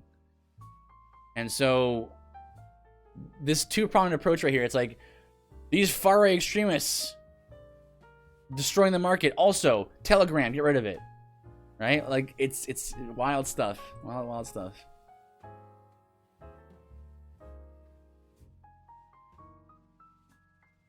Let me just read a little bit right here. Let me find the little bit that I want to read. Meanwhile, far-right activists and conspiracy theorists on the Telegram messaging service jumped on the chaos as a validation of their ideologies and a potential recruiting event for disaffected users. Several tied the trading platform's actions to anti-Semitic conspiracy theories and blamed wealthy Jewish people for the decision. Because, of course, you know, Telegram is responsible for what free people say about things. So get rid of Telegram. We don't need any of that. The free exchange of ideas and information. Not that I agree, mind you, with any of that. All right, last subject. Right? Is it last thing? Oh yeah. quick little thing about in relation to it again. Shortly after Elon Musk criticized Biden for delaying the mission to Mars and stopping trading in GameStop, because Biden wanted to stop the trading in GameStop, DOJ announces investigation into Elon Musk. So, don't know what that really means just yet, but like, watch this. I mean, you guys know why they're investigating, right? Like, what the pretense is? Let me zoom in here. DOJ's immigrant and employment rights section received, you can probably guess, right? It received a complaint of employment discrimination from a non-US citizen, claiming that the company discriminated against him based on his citizenship status. So basically, the story is they're investigating, right here at the bottom here, the DOJ investigating Elon Musk's SpaceX over whether the company engages in any practice or practice of discrimination. What's the discrimination? That Elon Musk only wants to hire U.S. citizens. His American company that is in America is being investigated because it's possible that Elon Musk only wants to hire American citizens. It's up to him who he's chooses to hire. Like, anyway, well, that's a recent story. We'll see where that one goes. Okay, the next thing we wanted to cover was the CTV. Some more Canadian news here, but I think again important for the overall story of what's going on with COVID and stuff. Joseph Boot, who we've been reading his book a while ago. Newsflash: no need for carbon taxes anymore because I guess climate emergency is over. After all, yeah. It says he's making fun of Trudeau here, saying new hot air power source linked to Chinese communism discovered in Ottawa, enough to power all Ontario. So, this is a really interesting article. I think you guys should understand the outrage of what happens here. But let's go through this. Winter-weary Canadians eyeing a vacation were told to spike travel plans yesterday, as Ottawa canceled flights to popular sun destinations and ordered all arrivals to test for COVID-19 and swallow hefty quarantine costs.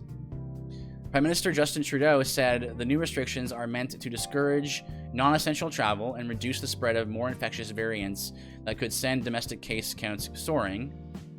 Quote, with all the challenges we are currently facing with COVID-19, both here at home and abroad, we all agree that now is just not the right time to be flying, Trudeau said Friday from outside Rideau Cottage. By putting in place these tough measures now, we can look forward to a better time when we can all plan these vacations. Okay, so this is the breakdown. Watch this. This is insane. Trudeau said all arrivals to Canada will have to quarantine in an approved hotel for up to 3 days at their own expense while they await results of a COVID-19 test taken at the airport. He said that requirement, set to take effect, quote, in the coming weeks, could cost each traveler over $2,000 and is in addition to the already mandatory pre-departure COVID-19 test. Those with positive tests will isolate in a designated government facility, while those with negative results, so they don't have COVID, they're negative, can serve the rest of the 2 weeks quarantine at home. You can still have to quarantine, but just you can do it at home. If you're positive, you go to an isolated government facility. Okay. So, this is why, so I mean, airlines and tourist attractions and all that stuff, they're dead. They're done with this. Because here's what's happening. You go to a Canadian airport. You're either coming to or returning from a trip, going to your home, to your home of your nation of origin. Okay.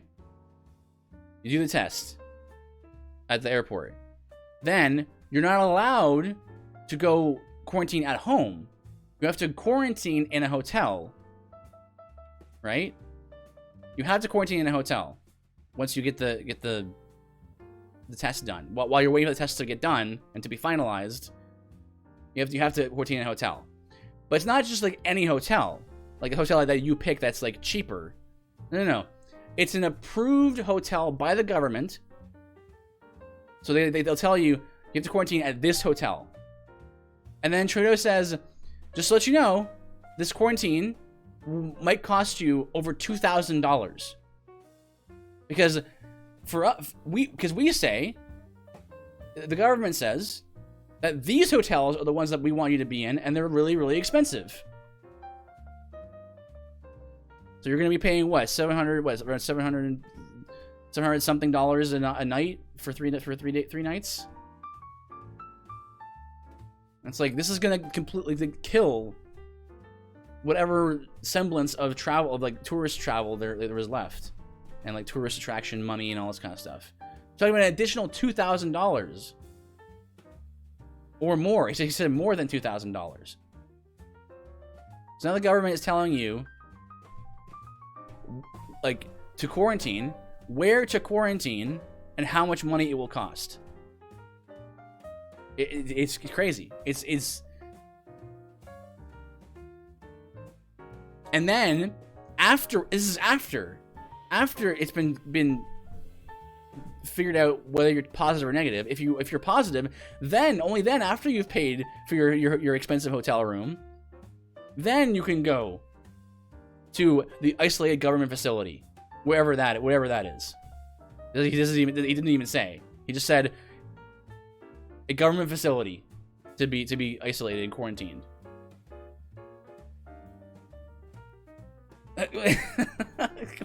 This is insane. So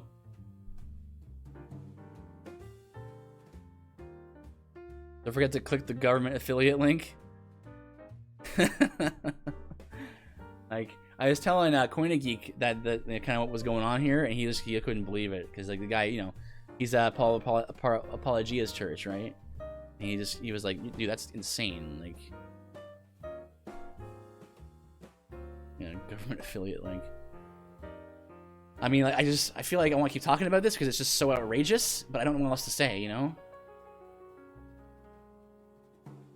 I want other people to feel as much outrage about this as I do. Like, the idea that you can stop a person in the airport and then be like, no, you need to go to this hotel. We tell you how you're gonna spend your money in this hotel, each hotel. Oh my goodness. I mean, imagine if government controlled search results on search engines. I mean, big tech isn't a good master either, but there you go. Freedom of information, freedom of recommendations. Yeah. It's like, again, all of this is done for your own good. That's always the catch cry, right? Is, look, because they don't want to like make a designated hotel be like a ratty one, right? So they want to make it so that you're comfortable in your hotel while you're waiting for the COVID test to happen. But of course you're gonna pay for it, because like, how, like, we're not gonna pay for it, like. You know, it remember scripture says the mercy of the wicked is cruel, and this is one of many examples. The mercy of the wicked is cruel, boys and girls. So okay, let's continue here. That's the major part that I really want everyone to be outraged about, because it's madness. Imagine saving up money to travel and then having to pay an additional $2,000 plus more. I watched the Netflix movie Anon last night. It has some pretty gratuitous, intimate moments, but thematically nails this on the head. Oh, really? Well, let me pull up people mention stuff on stream that I'm not sure about. I usually will open a new tab and look it up later, so check that out, like after the stream and stuff. All right, let's finish reading this. The government will be watching to make sure travelers comply. Regarding privacy, that is. Oh, I see. Well, they sort of have to vet. Exactly right. Yeah, like they have to sort of vet a hotel that can clean properly, ventilation and stuff. That comes with a price. Well, the government can't win forcing people. That's for sure. No, you're right. Exactly. Like that's the reason why it costs. It's going to cost so much, and why they only approved hotels are allowed, right? But it's like we've this whole year we've been moving the goalposts, right? It was Dr. Fauci was like, don't wear a mask. Masks, like, that would be silly, to one mask. Now we're talking about 2 masks, right? Before it was okay to quarantine in your home, and I was like, oh well, no. If you're traveling, we're gonna need you to quarantine in a designated hotel. So says here, Transport Canada said screening officers in 35 cities will confirm new arrivals are indeed in quarantine, starting in Montreal and Toronto. Violations are considered an offense under the Quarantine Act and could lead to penalties including 6 months in prison and or $750 in fines. That's the answer for everything, right? It's just fines, right? You haven't done anything to anybody. You haven't actually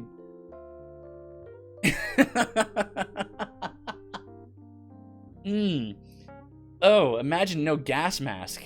Oh, I mean, if you want to be a Philistine, because this is how it works, though, right? It's like you haven't done anything to anybody, you haven't harmed anyone, any person or any property, and so therefore you can give restitution.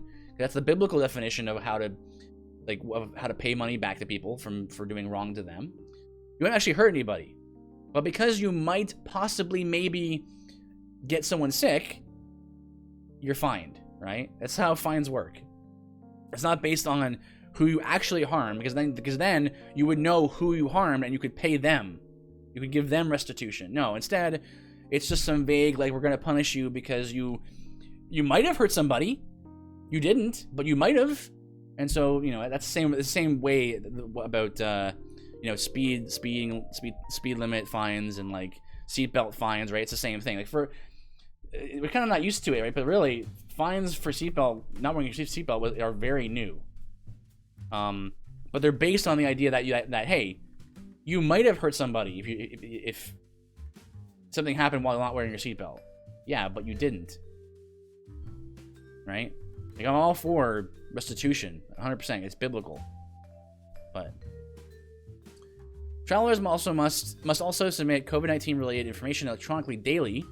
And Chief Public Health Officer Theresa Tam said another swab takes place on day 10. Federal officers make it clear that spring break holidays are off the table and directed strong words at anyone who embarks on a recreational jaunt. Just keeping in mind, because for my American viewers, the same thing has been happening in Canada, where our politicians have been jetting all over, and they've been having a good time, right? Same thing happened in America, right? I can understand in that context why that was not allowed. You've got your under mask, which is private, and no one should see that. Then you have your over mask, which is socially acceptable. Oh my god, that's like too real. It's like I can see that really happening. Removing them in public is akin to indecent exposure. Facial orifices are the private parts of the future. Mouth porn is the newest craze.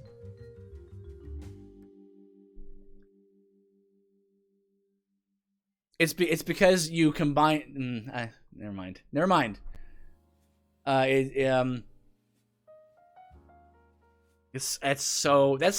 truly dystopian, adamant. Like, I feel like there's gotta be like adamant. There's gotta be a novel with that idea. In the works, like. Oh man, because it's logical, right?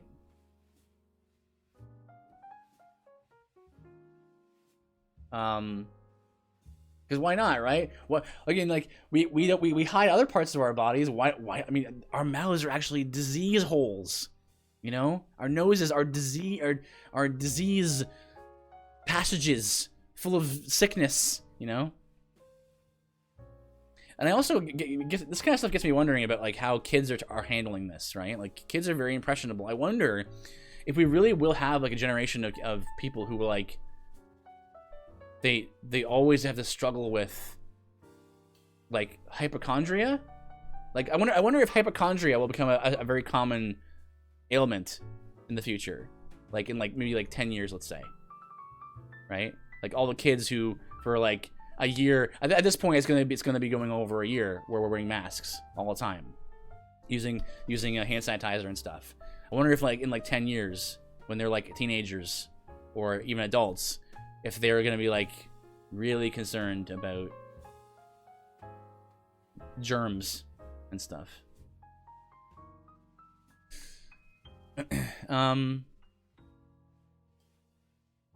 So yeah, just scrolling down a bit here. Trudeau said Air Canada, WestJet, Sunwing, and Air Transat, which are all Canadian airlines, will suspend service to all Caribbean destinations and Mexico starting Sunday until April 30th. That's 3 months from now. Because by then, April 30th, no one wants to leave Canada because right now it's really cold and people don't want to be here. People want to be somewhere warm. So by April 30th, it's already warmed up over here, so no one wants to travel anyway. Starting next week, all international passenger flights must land at only 4 airports: Vancouver, Toronto, Calgary, and Montreal. And it says here, airlines will help arrange the return of customers currently on a trip. Because I'm sure there are people who are still currently on a trip that have to come back, and it's like, what are they gonna do? What if they signed, they like saved up for a long time. They're like, man, what a year it's been. I'm glad I have managed to save up enough money for at least for a trip, to take it to unwind, right? And they go back to Canada, and it's like, yeah, so here's the hotel you're supposed to be staying at, and they're like, what?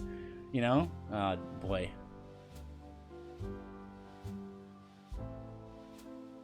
Generations are defined by events that happen around the ages of 8 to 12-ish. Gen X was the Challenger explosion. Oh yeah, I can see that. Ours was 9/11. My daughter's will be COVID. That's why I expect the age difference between my kids will result in them being on different sides of a generational gap.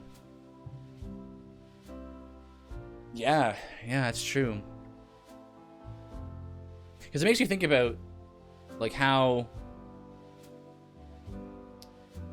like our parents, or maybe our parents or their parents, like they suffer through, let's say, the Great Depression, right?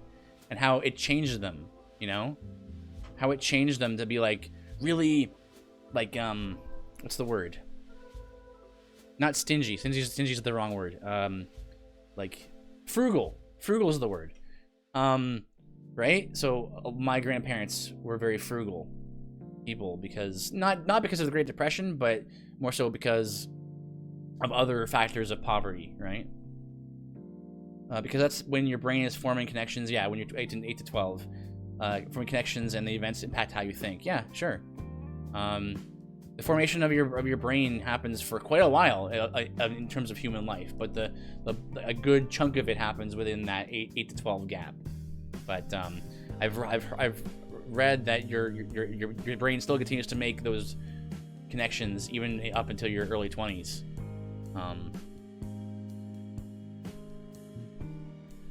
Obviously, the Lord can do anything, right? But in terms of a strictly, another word, economical. That's another good word, yeah. Economical, frugal. Those are good things, right? But it's just funny how, like, the Great Depression can affect that, right? 9/11 affected our generation in certain ways. That it changed our understanding of, because like I was around that age, when 9/11 happened, and it changed the way that we saw. Because think about this, right? Before King of Puffins, thank you for the raid. A raid with a party of 4. Welcome. Well, I'm just doing my... Thank you for those mind blows.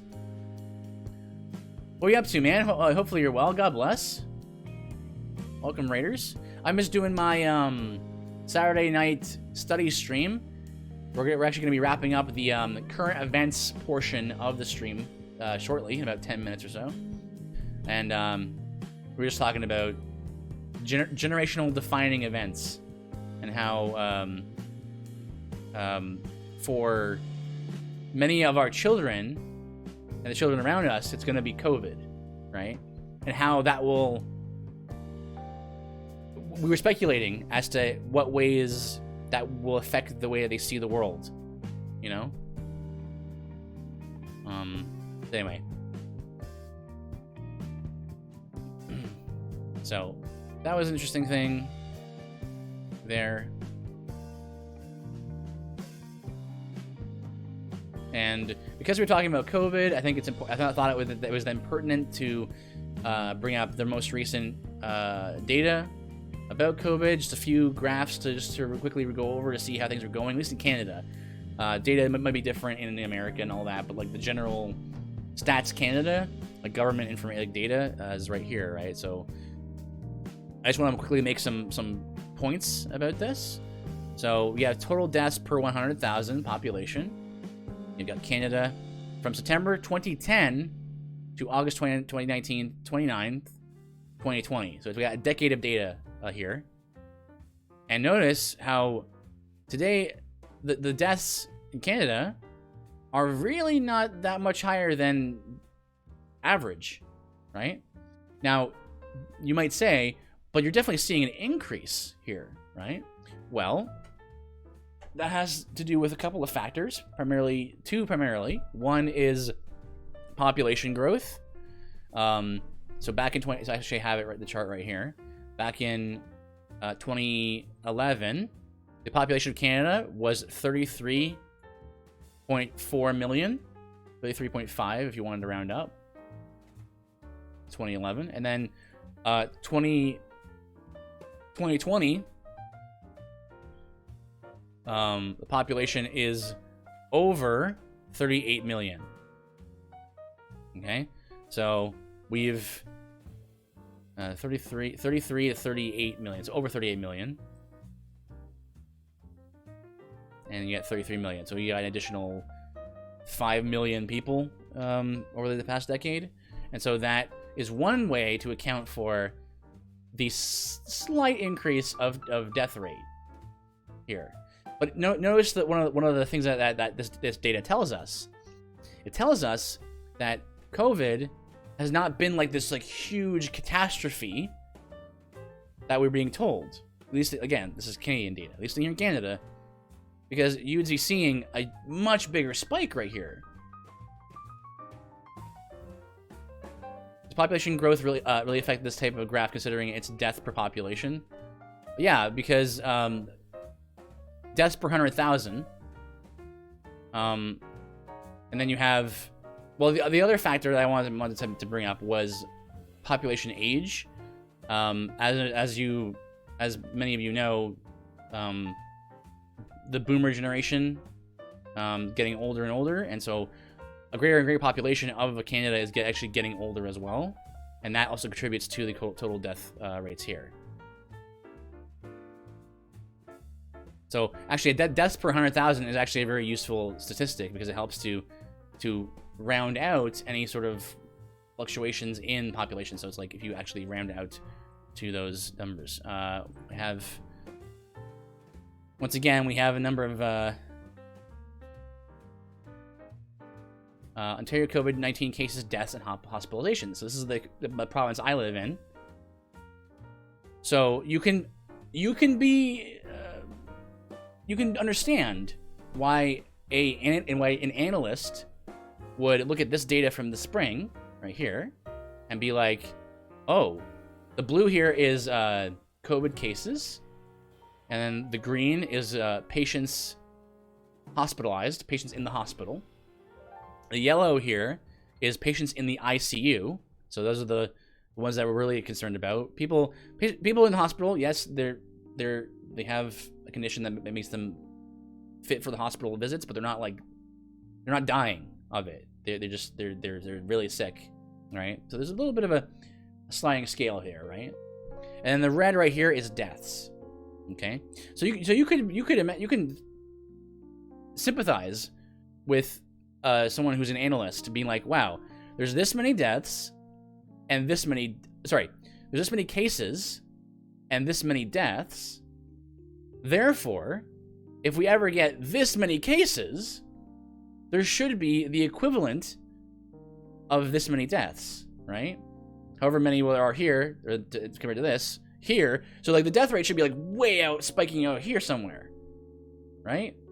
But no, the deaths have not only stayed consistent, but compared to the spring, they're actually a little lower. Maybe a little hard to see because of how small it is, but you can actually see the numbers are actually smaller.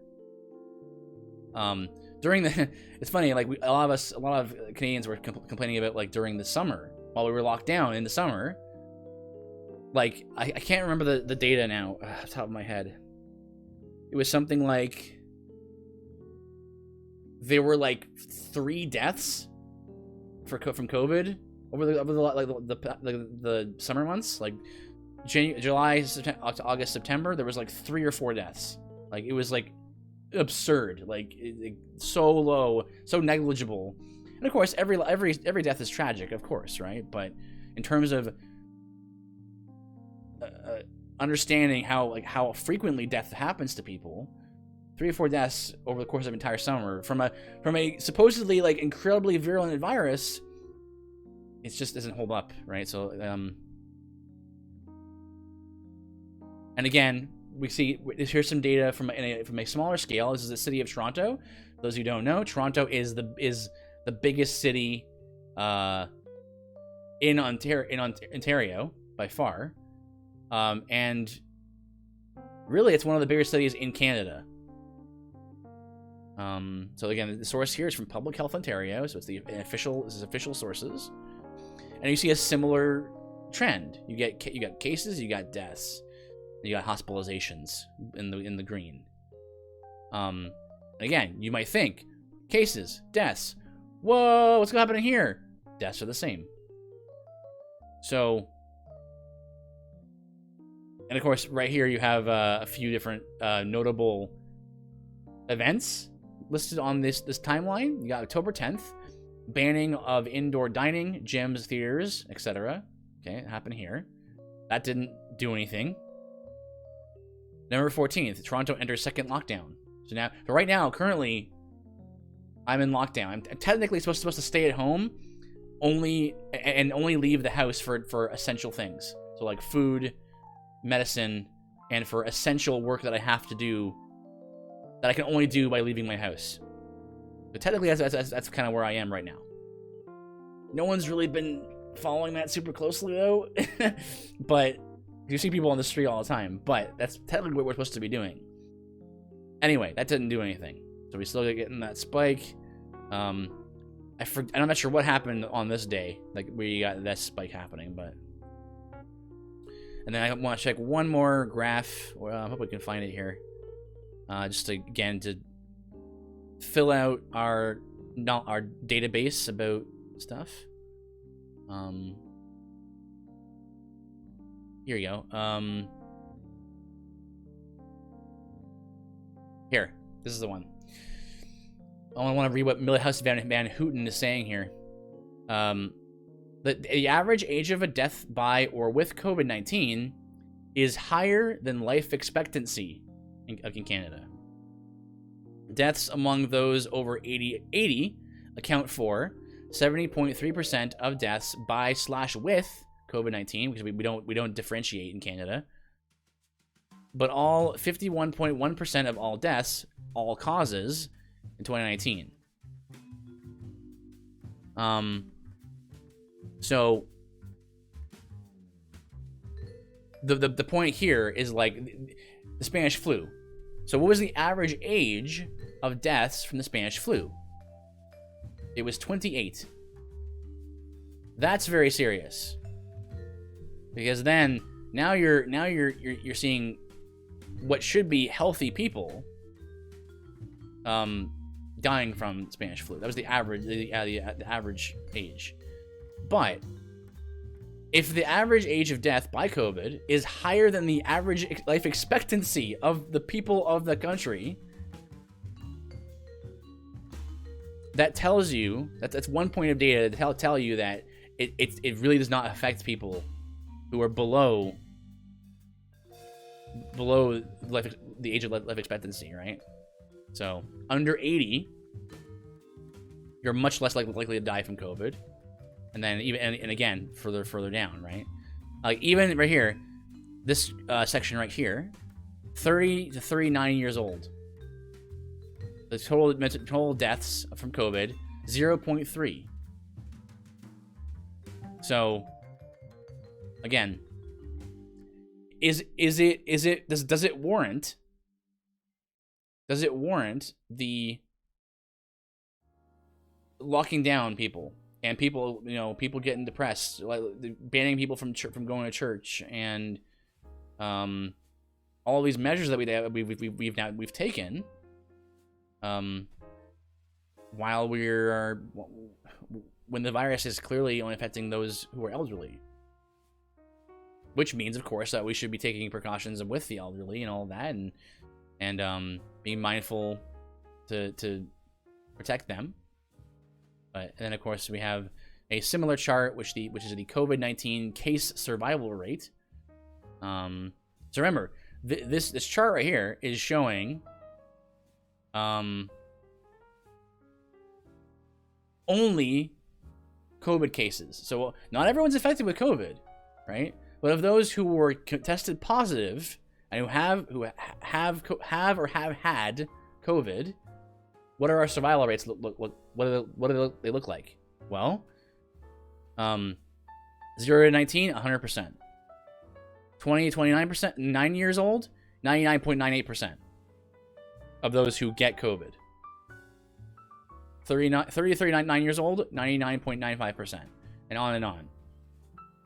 Now then you start getting to 70 to 79 years old, you're looking at 90.54%, and 80 plus years old, 76.38%. So, these are statistically significant enough to be like, okay, we need to be careful about that. Especially this one, of course.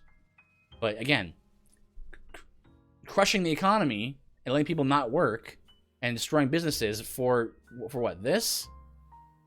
It's just not reasonable. But of course, reason only goes so far, right? People, it's not just a matter of reason, right? Anyway. So we've gone over everything I wanted to go over tonight, I think.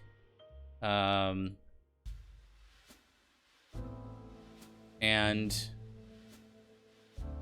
yeah, we covered GameStop trolls being trolly McTrollersons, and the new flight regulations, which are crazy.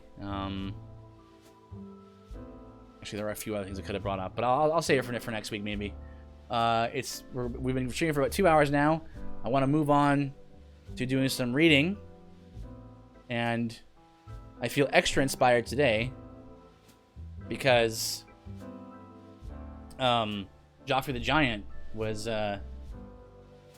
doing some reading of Chesterton this afternoon. I was like, man, yeah, this is a good book. I like what I'm hearing here. So, we're about halfway through The Forgotten Trinity. That's too far. Yeah, Creator of All Things, Chapter 7. Let me just a little bit there.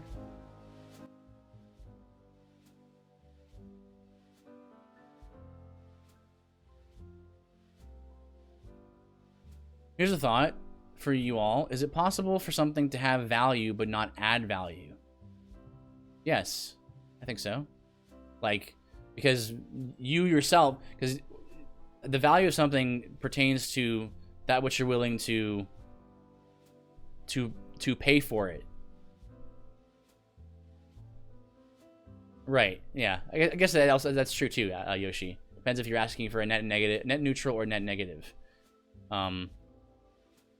But I would say, like, you can value a thing and very much, but it's not very valuable to the betterment of yourself as a person, but you personally can find it valuable, even though it doesn't really do much for you. So, like, maybe, I'm not sure, like, some kind of hobby, you know, you might find it has value to you, but maybe not sort of objectively, I guess.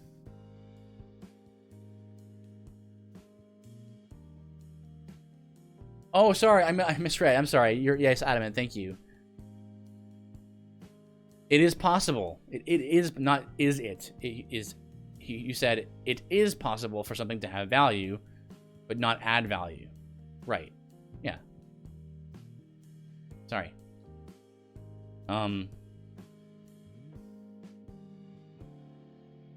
Absolutely. I agree with that.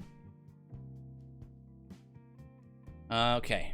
So, we're about halfway through. I've been really enjoying this. We need some, you know, having some good theology under our belts is very important. I thought this was very important to get one of the centrally important things about theology is we both read it wrong.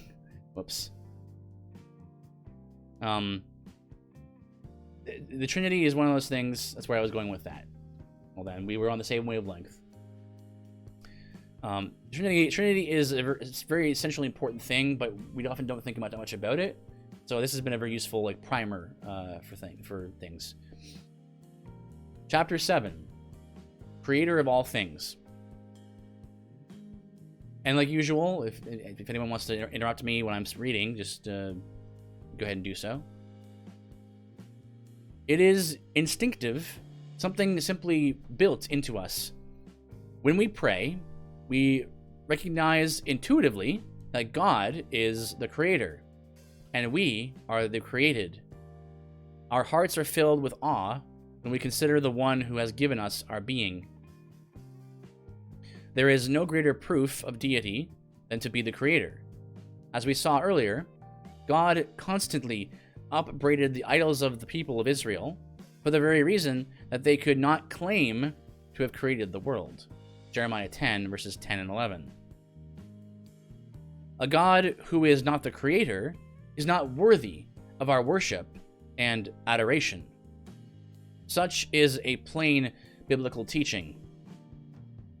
In light of this, we can hardly underestimate how important it is that the New Testament often speaks of Christ Jesus as the creator. No discussion of the deity of Christ would be complete without dealing with the fact that the man from Galilee was described by his immediate followers as the maker of the heavens and the earth. Of course, if Jesus is described as the creator, another truth is therefore established. He who creates cannot himself be created. Right, and it's very interesting in that regard because we understand this, right? Like as people who are creative beings, right? Made in God's image, we are therefore made to be creative people, creative beings. And we understand the difference between that which is ourselves and that which is derivative of ourselves, right? A self-portrait is... Thank you for the follow. Welcome. A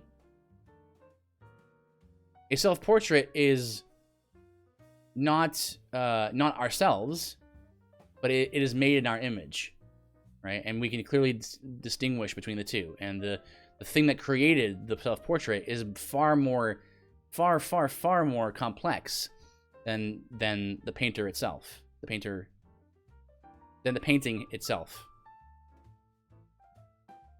You've been getting some use out of that bop emote there, Yoshi.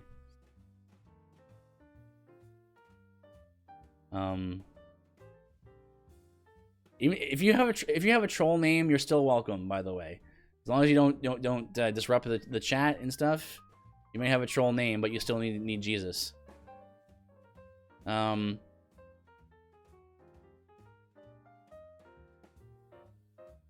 Let's see. So, hence, the eternality of Christ is directly related to his being the maker of all things. Obviously, then, those who wish to deny the deity of Christ whether they do so because they belong to a non-Christian cultic group, or simply reject the bare possibility that Jesus was more than a mere man, as you would in liberal Protestantism or liberal Catholicism, focus quite strongly on the passages that assert both his creatorship and his eternality. The first group attempts to get around the passages either by misinterpretation or even mistranslation. The second group dismisses the passages as later reflections that have little, if anything, to do with the historical Jesus. But the fact of the matter is that we have the plain assertions of the earliest Christian writings that they believed Jesus Christ created the entire universe. And as we shall see in the next chapter, this belief fits perfectly with the earliest forms of worship in the Christian church, where we find the highest thoughts and confessions about Christ's eternity, power, and might. The first passage we will examine is one of the most important in all the New Testament, Colossians 1, verses 15 to 17. But before we can properly understand this passage, we need to establish some of the background of the passage. While many have argued about what these words mean, rarely is that debate played out in full light of the reasons that prompted Paul's letter to the church at Colossae. If we wish to deal with Paul's words, we must understand one of the major religious movements of that day, and it's probably the one I talk about the most often: Gnosticism. This will be a good primer. This will be a good little chapter right here. Ooh, there's a diagram on the other page. We'll get to that.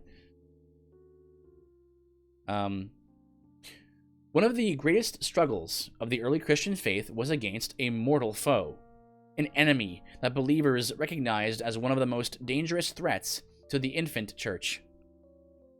Today, most Christians have never heard of this movement, yet in some senses, we are still threatened by it.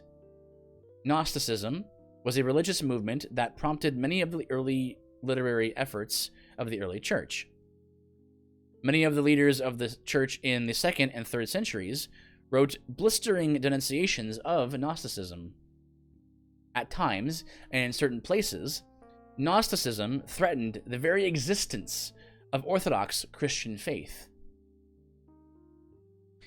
By its very character, Gnosticism was dangerous, for it was in an eclectic movement. That is, it was willing to make room in its theology for religious leaders and beliefs it encountered as it spread west into the Roman Empire and south into the academic strongholds of Egypt. Like some religious faiths today, it could adapt, and change its own views to make room for new religious concepts, heroes, theories, or dogmas. It was, to use a modern term, very inclusive. That is not to say that there were not fundamental concepts that marked the general movement we today call Gnosticism. There were. But the Gnostics were willing to add your favorite deity to their system, as long as it resulted in you going along with their program. Wow, that's kind of scary how similar that is to today and to the secularism. Two main ideas will help us to get a handle on Gnostic beliefs. First, the very term Gnosticism comes from the Greek term gnosis, which means knowledge. Devotees of Gnostic thinking believed that salvation was primarily a matter of obtaining certain knowledge, normally available only through their particular group, often disseminated by secret ritual. This knowledge, in turn, allowed a person to escape from the corruption of the world and their physical bodies. Second, Gnostic belief was marked by dualism. Dualism is the idea that what is material, Dualism is the idea that what is material, matter, flesh, the world, is inherently evil, while that which is spiritual, the soul, angels, God, is inherently good. Much of Greek thought was dualistic in nature. Salvation was found through escaping the body, for it was believed that man is basically a good spirit who is trapped inside an evil body. This is one of the reasons that when Paul made mention of the resurrection in his sermon on Mars Hill, Acts 17:32, they began to mock him. For anyone who sees salvation as being freed from the body will hardly find the message of the resurrection of the body to be good news. Like, yeah, Christ was freed from the body, but then his body was resurrected, so like that's not a good thing. The acceptance of dualism led to two extremes of behavior. Some became ascetics, depriving the body through fasts and monastic living, often demanding that followers abstain from sexual conduct, even to the point of forbidding marriage. For some strange reason, these groups often died out in a couple of generations. I wonder why. On the other extreme, you had the hedonists, who had reasoned that since the goal of salvation was to be rid of your physical body, and since your spirit really wasn't impacted by what your body did, why not just have fun, eat, drink, and be merry? I feel like the hedonists are more commonly thought of and understood in pop culture.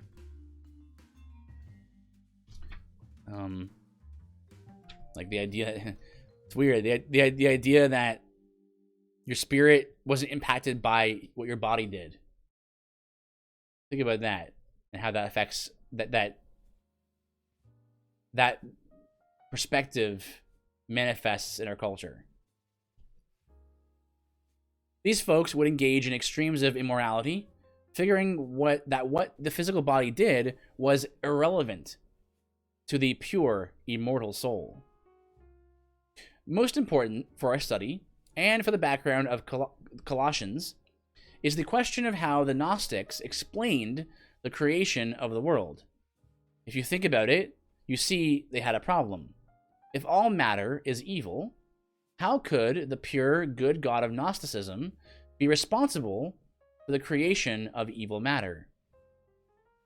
Over time, they developed an elaborate scheme to explain how evil matter made its appearance in the universe.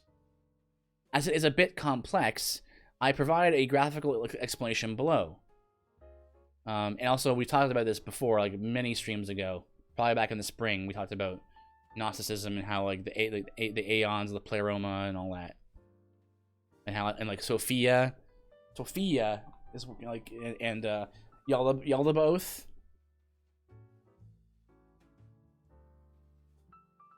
Which are all like Gnostic gods of sorts. I'm sure he'll talk about it. We begin with the good, pure, spiritual God at the top of the diagram. I mean, actually, let me show you the diagram first, and then I'll read what it says. Come on, camera. Show me what you got there. God. Next, there you got the Aeon. And then next that's the Pleroma is the third one down. Next, where there's the Demiurge. And the last one is the material creation. Sorry, it's a little hard to see there.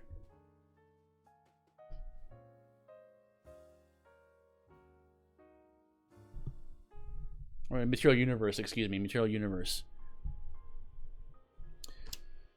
We begin with the good, pure, spiritual God at the top of the diagram.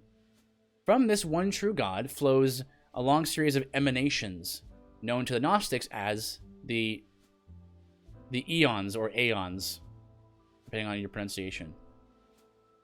So, side note, Final Fantasy X, when they intentionally use the word aeon in reference to the thing that you can summon, That's not an accident. That was actually a reference to Gnostics and how like they were trying to think of like what's the name of like a really powerful being that like has a influence on something, right? It's like, oh well, this is where Eon, which is an emanation from the Gnostic god, right? So that's interesting side note.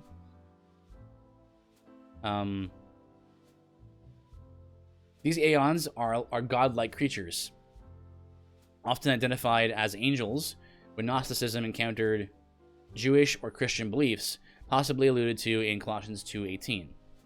All of the aeons, taken as a group, comprised the pleroma, which is the Greek word for fullness.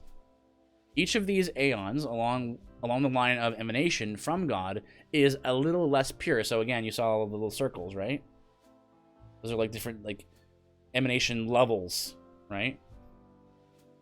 So the further you get from the original God, the further that emanation becomes less pure. Yeah, the further it becomes pure, less pure. A little further away from the one true God. Eventually, the line extends far enough that you encounter the demiurge, a divine being who has the capacity to create and is sufficiently less pure than the true God, so as to create and come in contact with matter. Because again, matter is evil in this worldview. In the 2nd century of the church's history, some Gnostic teachers identified this evil demiurge with the God of the Old Testament, Yahweh. One other element of Gnostic teaching and influence should be noted. The concept of dualism led to one of the most forcefully denounced heresies of the apostolic era. Docetism? Docetism. Excuse me, I'm not sure how to pronounce that. The Docetism. Okay, well, the Docetics were individuals who denied that Jesus had a real physical body. They were called Docetics because the Greek term dokein means to seem. Hence, Jesus only seemed to have a physical body, when in fact he did not. As we noted earlier, Docetics would tell stories about Jesus and a disciple walking by the seashore, talking about the mysteries of the kingdom. At some point, the disciple would turn around and look... Docetism. Ah! That's probably it. That's probably it, yes. Docetics. Docetism. Yeah, that sounds right. I'm sure that was hard for you to spell out phonetically.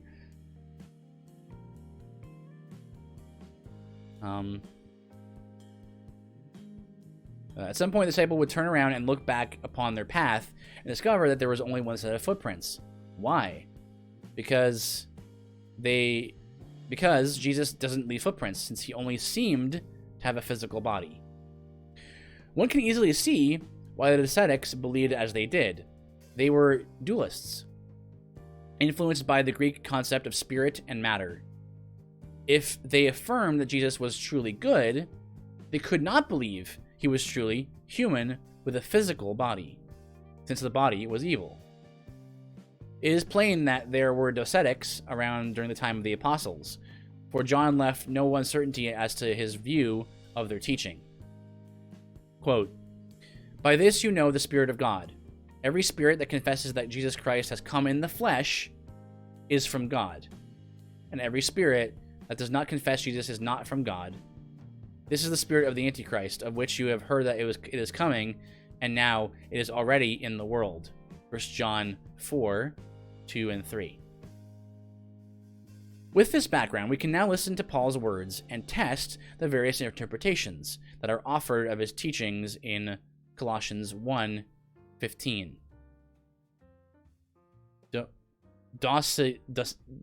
Oh no. Docetism. That sounds less right, though. Docetism makes more sense to me. I don't know. I like to know, but I don't know. Docetism. Docetism. Maybe emphasize the middle syllable. Like Docetism. I don't know. So yeah, offers interpretations in Colossians 1:15 as well as in Colossians 2:9. Image and firstborn. Colossians 1:15 through 17 is so often cited by so many different groups, both orthodox and heretical, that we must be very careful to look as closely as possible at the text so as to be able to give a proper Docetism. So it sounds a little strange to me, but okay.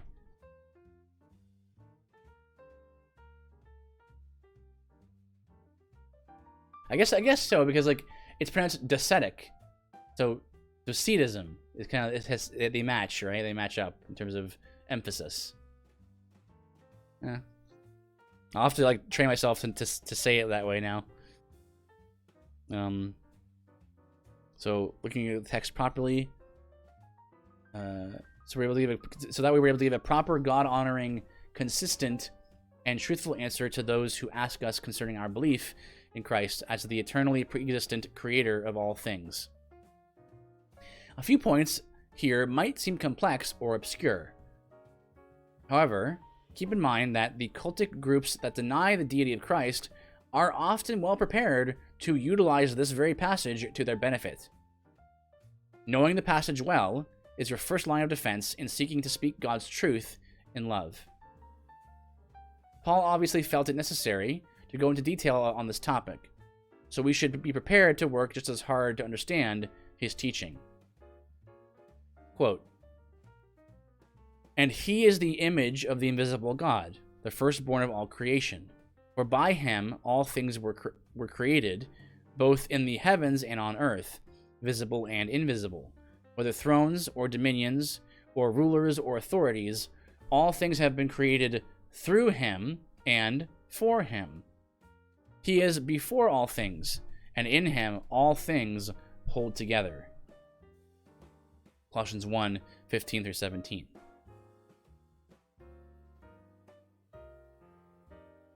At first glance, it seems obvious that we are describing the Creator in this passage. Yet, many groups attempt to derail what seems like the obvious meaning of the passage by pointing out that verse 15 describes the Son as the image of the invisible God, and as the firstborn of all creation. Yeah, that's really funny, because now that I think about it, I've known Jehovah's Witnesses who've argued like this. They take the firstborn of all creation and they misuse what that means.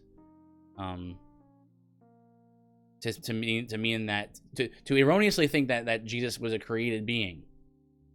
I'm not sure if he's going to point to it, but I remember what I always used to think was, okay, so you're using this language here to say firstborn of all creation means that he's the first one who was born, first creation, the first of all creation, in terms of temporal order.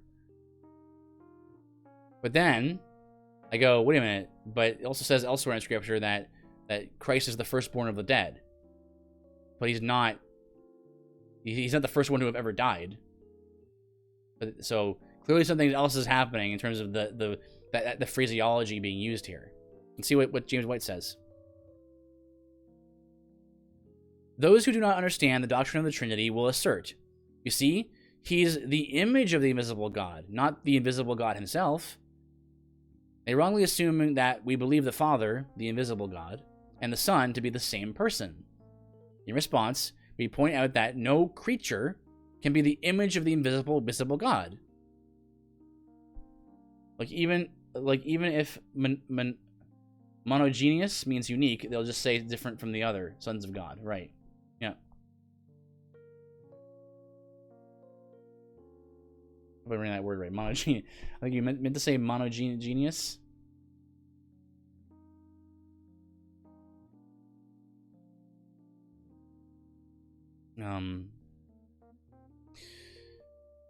This is a good point. No creature can be the image of the invisible God. The Bible likewise describes Christ in similar language when it says that he is the exact representation of his nature. Hebrews 1 verse 3. The Son can perfectly reflect the nature of God and be the perfect image of the Father, because he, like the Father, is eternal and unlimited in his deity. But what of this term, firstborn? Many groups place heavy emphasis upon this term, though often for different reasons. Normally, the use of the term falls into two categories. One, those who deny the deity of Christ will insist that the term indicates origination, creation, a beginning in time. These groups will insist that the passage is teaching that the Son is the first thing created by God, which is the Jehovah's Witnesses, or the first element of the rest of creation. For most of these folks, firstborn is taken as completely synonymous with first created. 2. Though I was referring to the Greek in only begotten monogeneous. Right, I butchered the spelling before. Oh, I see. Oh, sorry. Monogeneous. Monogenes. Monogenes. Even if monogenes means unique, they'll just say different from the other sons of God. Right. Yeah. Yeah, you're right.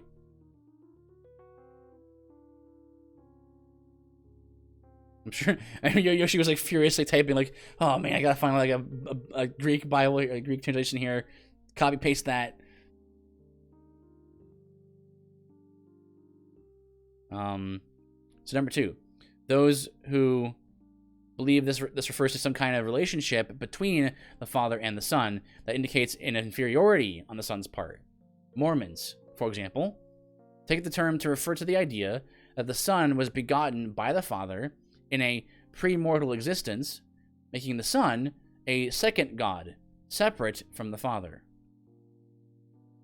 The first major task in properly addressing this passage is dealing with the meaning of the Greek term prototokos, or firstborn.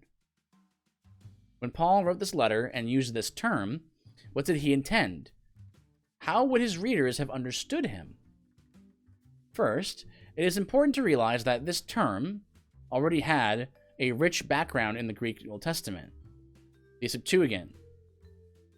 It appears there approximately 130 times, about half of those appearances coming from the genealogical lists of Genesis and Chronicles, where it bears the standard meaning of firstborn.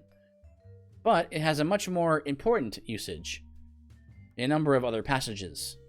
The firstborn was entitled to a double portion of the inheritance or blessing, Deuteronomy 21:17 and Genesis 27, and received special treatment, Genesis 43:33. Yeah, I think what he's going for is right here. Like the idea is that both in terms of the language of firstborn of the dead and firstborn of all creation, as listed here in Colossians chapter 1, both those things refer to the supremacy, the totality of Christ's rule. Both over creation, over death, That firstborn came to be a title that referred to a position rather than a mere notion of being the first one born, is seen in numerous passages in the Old Testament. For example, in Exodus 4:22, God says that Israel is, quote, my son, my firstborn. Obviously, end quote. Obviously, Israel was not the first nation God created, but is instead the nation he has chosen to have a special relationship with him. That's a really good point. I had not thought of that particular passage.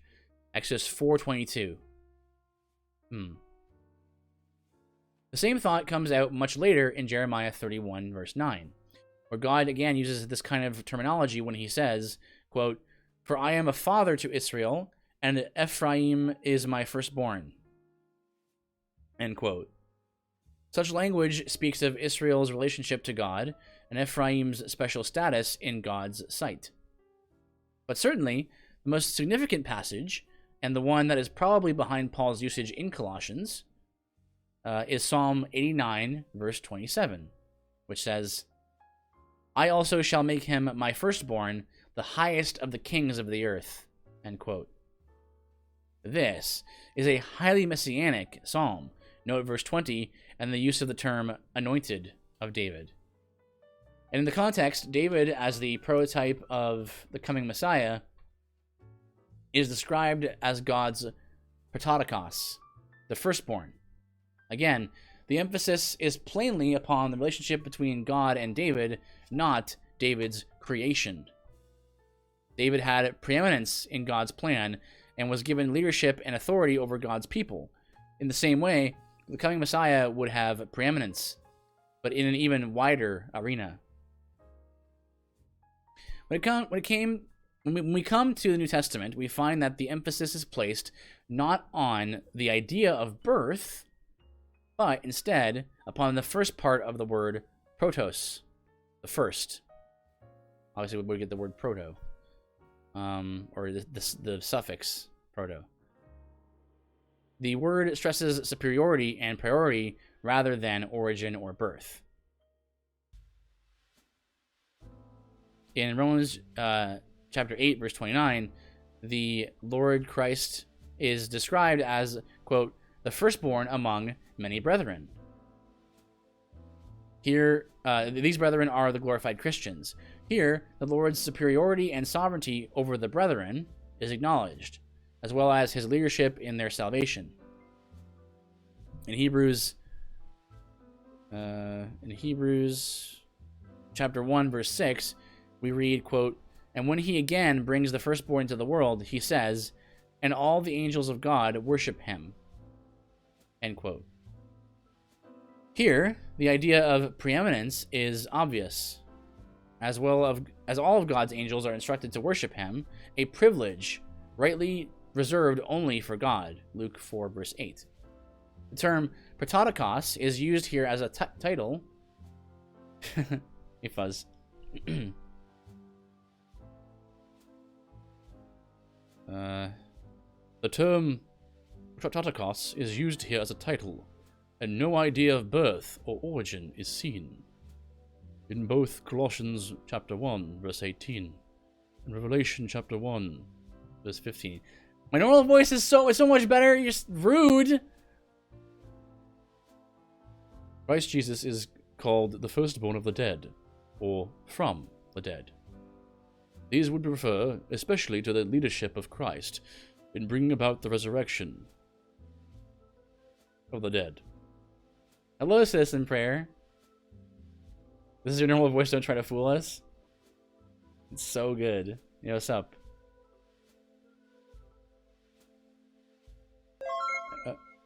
Thank you for the host.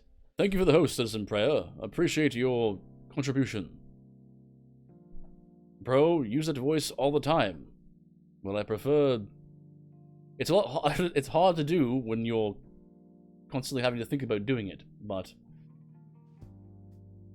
people seem to be fond of it, so... I do use this voice quite a bit when I'm playing D&D. Playing in character.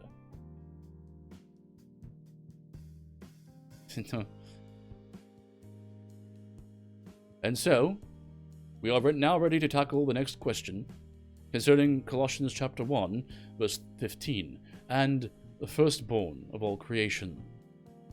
In commenting on this passage, Kenneth Wurst said, I imagine that at work you suddenly permanently did that. Imagine if such a thing occurred. It'd be absurd.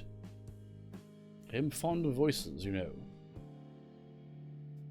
Quote, the Greek word implied two things, priority to all creation and sovereignty over all creation. In the first meaning, we see the absolute pre-existence of the Logos, since our Lord existed before all created things. He must be uncreated. Since he is uncreated, he is eternal. Since he is eternal, he is God. Since he is God, he cannot be one of the emanations from deity, of which the Gnostic speaks. Gotta be some good stuff happening on Monday. Gonna be starting P90X hardcore. Gonna be tough, but so worth it. I'm 5'6", and 260 pounds. I need to lose 110 pounds to meet my goal. Ouchies. Gonna be hard, man.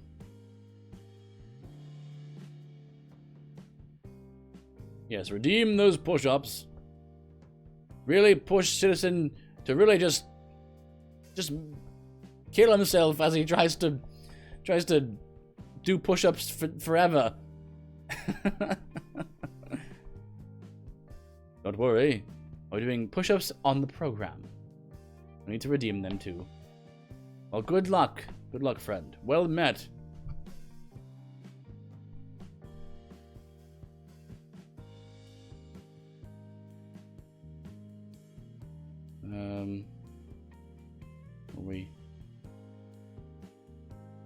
In the second meaning, we see that he is the natural ruler and the acknowledged head of God's household. He is the Lord of creation. End quote. It seems the eminent Greek scholar J.B. Lightfoot was behind at least the outline of Wurst's comments, as he provides much the same information in his commentary. Yes, sir. Yes, sirree. I will carry our valor to the gates and kill our enemy tonight. We dine in heaven. Yes. As the Lord wills, we shall prevail against unreasonable body mass indexes. We shall prevail.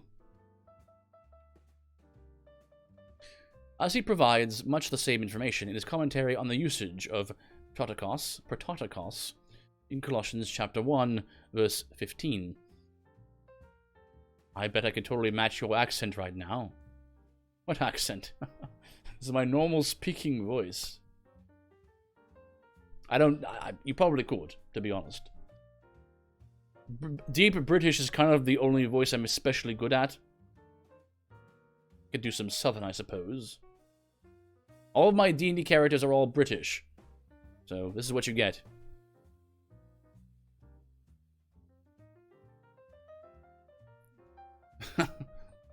Understood. I see. He sees a definite connection between Paul's use of firstborn here and its appearance in the Greek Septuagint at Psalm 89, verse 27. He discusses both the aspects of priority to all creation, as well as sovereignty over all creation.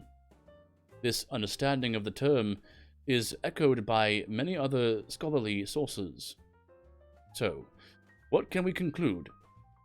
Most importantly, we see that it is simply impossible to assume that the term firstborn means first created.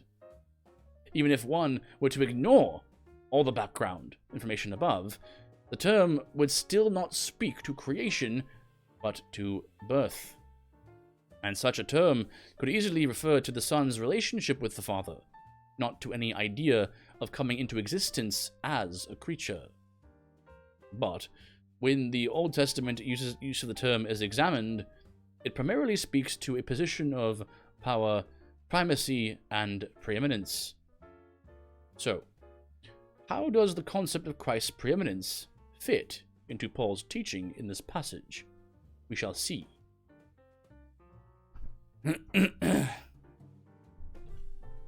Time out.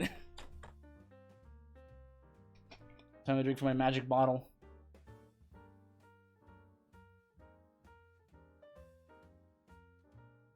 Ah, delicious air.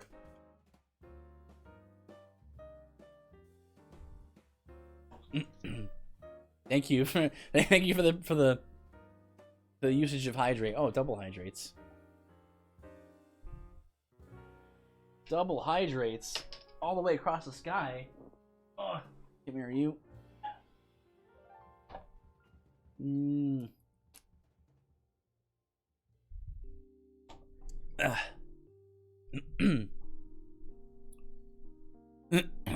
All things. Verse 16 of Colossians chapter 1 begins, For by him. This connects verses 16 and 17 to the thought of verse 15. Why is Jesus called the image of the invisible God, the firstborn of all creation? Because, Paul says, all things came into being by him. We are completely missing the point if, in fact, we think verse 15 is in any way diminishing the view of Christ being presented. Instead, Paul feels he must explain what he means by applying such exalted titles to Christ. Image of the invisible God is not a phrase to be used of a creature. And when we read the phrase firstborn of all creation, we should hear the emphasis upon all creation. When we say that someone is the champion in a certain sport in all of the universe, we are saying that the person is the best there is, period. So when Paul says that Christ Jesus has preeminence over all creation, he is specifically denying that there is anything not under his sovereign power. He then explains how that can be by asserting that all things were created by, through, and for Christ. It would be difficult to imagine how Paul could have been more thorough or more emphatic in what he says in this passage. He quite literally exhausts the Greek language to make his point. Take a moment to read again, slowly, in your own Bible, verses 16 and 17. Sir Jaziel, welcome, friend. Welcome back.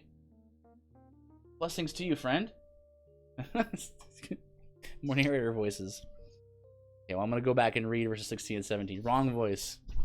My normal speaking voice? I got more points. All right. Let me read this part again. And he is the image of the invisible God, the firstborn of all creation. For by him all things were created, both in the heavens and on earth, visible and invisible, whether thrones or dominions or rulers or authorities.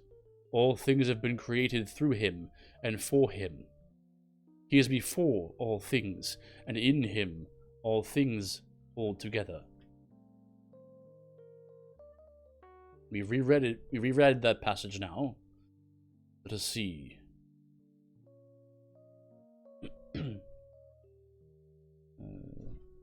Next page. Notice especially the prepositions Paul uses. By him, through him, for him, in him. He is before all things. Then, notice that Paul isn't satisfied. Isn't satisfied to simply say that all things are created by Christ. He has to make sure we understand that he means all things. All things in heaven, all things in the earth. That's pretty much everything. But he keeps going. All things visible, all things invisible. Now that is everything. But he's not satisfied with just that. Things visible and invisible, whether they be thrones, dominions, rulers, authorities. What's his point here? Even the heavenly realms and the spiritual authorities, concepts the Gnostics like to talk about, exist simply because Christ Jesus made them. Everything, anywhere, at any time, looks to the Son of God as creator. Not only did he make all things, but Paul says that all things were made for him. Christians instinctively know that we exist for God's glory, God's pleasure, and God's purpose. Our hearts automatically agree with the sentiment, you are the potter, I am the clay. Yet, here, the Bible says that all things were made for Jesus, and that he is before all things. Can such language possibly be used of anyone but the eternal Creator himself? Can we make sense of all of these things using such terms of someone like Michael the Archangel, or of any other created being? Of course not. Finally, we are told that all of creation holds together or consists in Christ. Echoing John's assertions about the Logos that we saw above, Paul places within the realm of Christ's power the very maintenance and continuation of the entirety of the universe. He makes everything fit and remain in its proper place. Is this not the function of God himself? Assuredly, it is.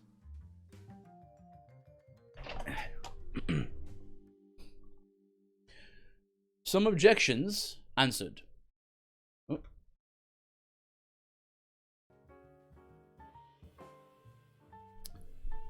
Before we leave this passage, however, we need to listen to other objections that are raised.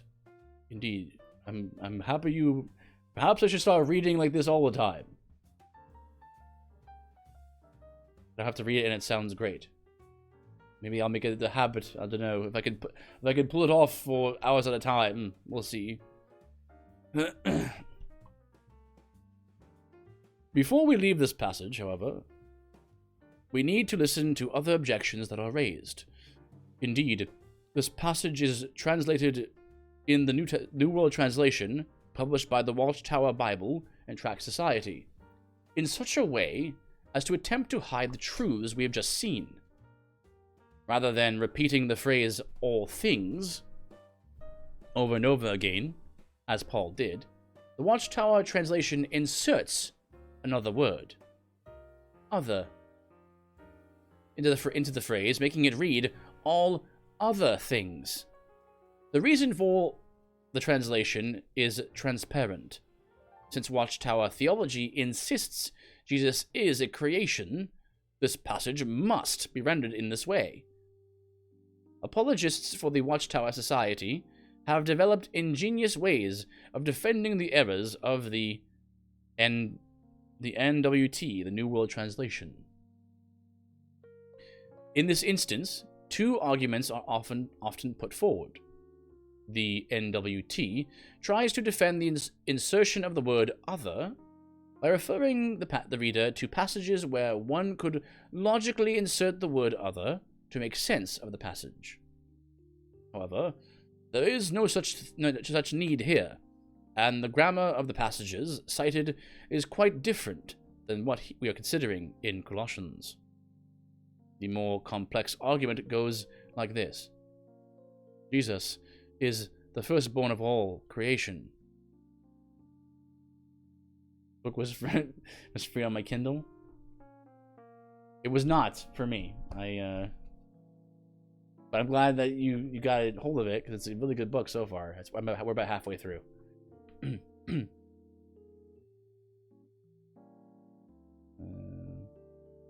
Also, I didn't ask. Sir Jazio, how are you, man? How are you, brother? Oh, you know what? That's right. You're one of our newer members of like the Regen Army, the Regen Inner Circle. So I'm glad to have you, brother. You've been fitting in pretty nicely, it seems. I am indeed. Let's see, where were we? Doing well, thank you. That's wonderful. Yeah, we've all been busy with stuff, but good to hear. Okay, so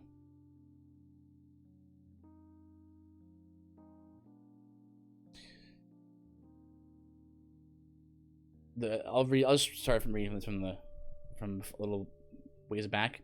The NWT tries to defend the insertion of the word other by referring the reader to passages where one could logically insert the word other to make sense of the passages.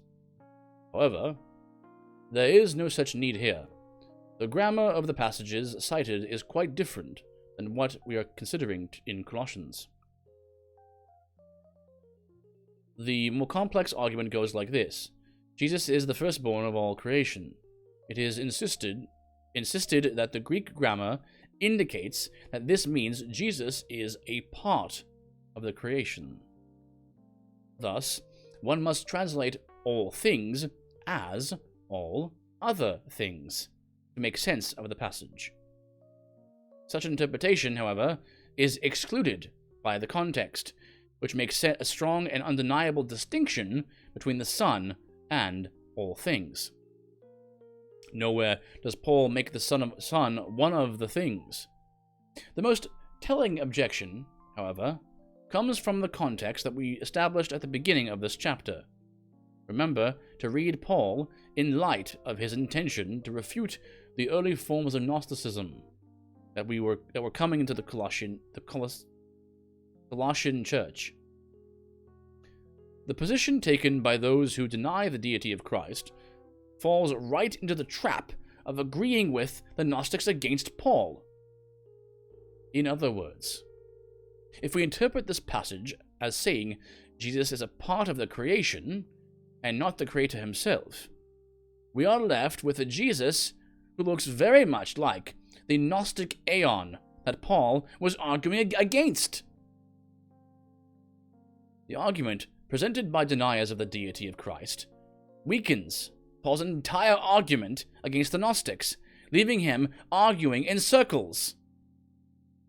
But when we allow the text to stand and speak for itself, Paul's point is devastatingly clear. The Gnostic cannot just stick Jesus into one of his systems somewhere. Jesus can't be one of the aeons between the one true good God and the evil demiurge who ends up creating this world. No, Paul makes it impossible for the Gnostic to hold on to his false beliefs about the world and try to make room for an edited Jesus by firmly asserting that everything that exists, including the physical universe, came into existence through the creative activity of Jesus Christ. Keeping in mind the dualistic context of early Gnosticism helps us to see clearly the intention and purpose of Paul in this passage, and in so doing, helps us to avoid the misinterpretations rampant in non-Christian sects today. It might seem to some that such considerations are too complex or obscure to be important, and yet these things, and being able to explain them to others, may well be used of the Lord to help deliver someone from deception and falsehood. A scene in heaven. How fundamental is the eternality and creatorship of Jesus? Take a moment to consider this tremendous scene in heaven itself, recorded for us by the Apostle John. Quote, "Then I looked, and I heard the voice of many angels around the throne, and the living creatures and the elders, and the number of them were myriads of myriads, and thousands of thousands, saying with a loud voice, 'Worthy is the Lamb that was slain to receive power, and riches, and wisdom, and might, and honor, and glory, and blessing.' And every created thing which is in the sea, which is in heaven, and on the earth, and under the earth, and on the sea, and all things in them, I heard saying, 'To him who sits on the throne, and to the Lamb, be blessing and honor, and glory and dominion for ever and ever.' And the four living creatures kept saying, 'Amen.' And the elders fell down and worshipped." Revelation 5, verses 11 through 14. Did you catch the key phrase here? "And every created thing" joined in the song of praise directed to the one sitting on the throne and to the Lamb. Every created thing. If Jesus is a creation, a mere creature, then is he not likewise joining into the song of praise? And yet, the song is directed to him and to the Father. Obviously, those in heaven itself know that Jesus is not one of the created things. Creation knows its master.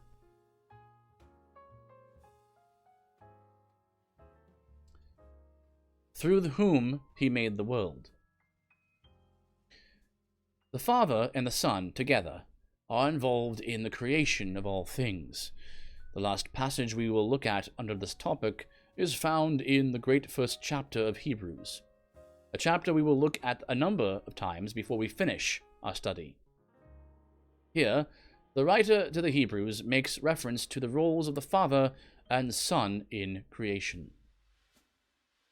Quote, God, after he spoke long ago to the fathers and the prophets in many portions and in many ways, in these last days has spoken to us in his Son, whom he appointed heir of all things, through whom also he made the world, and he is the radiance of his glory and the exact representation of his nature, and upholds all things by the word of his power.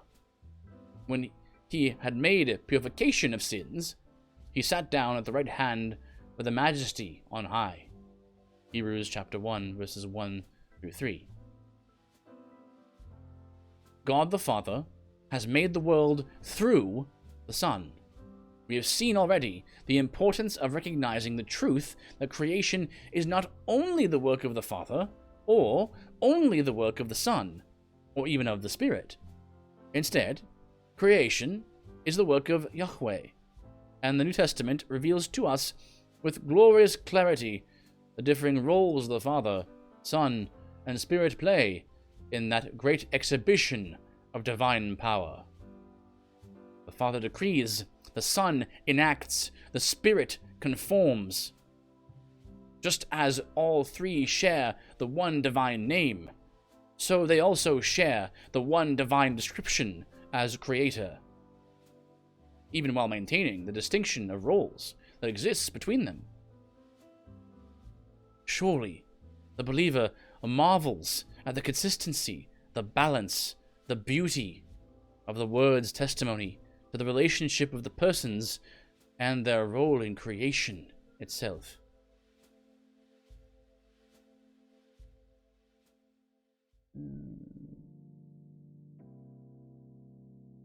Let's go one more chapter. We are reading, let's go on to chapter 8.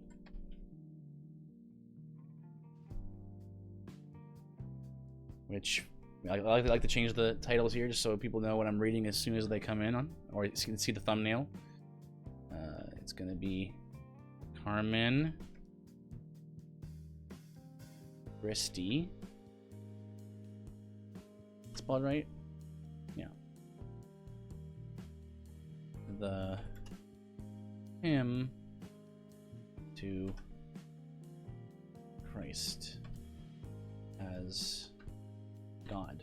The long one. That right there, I think.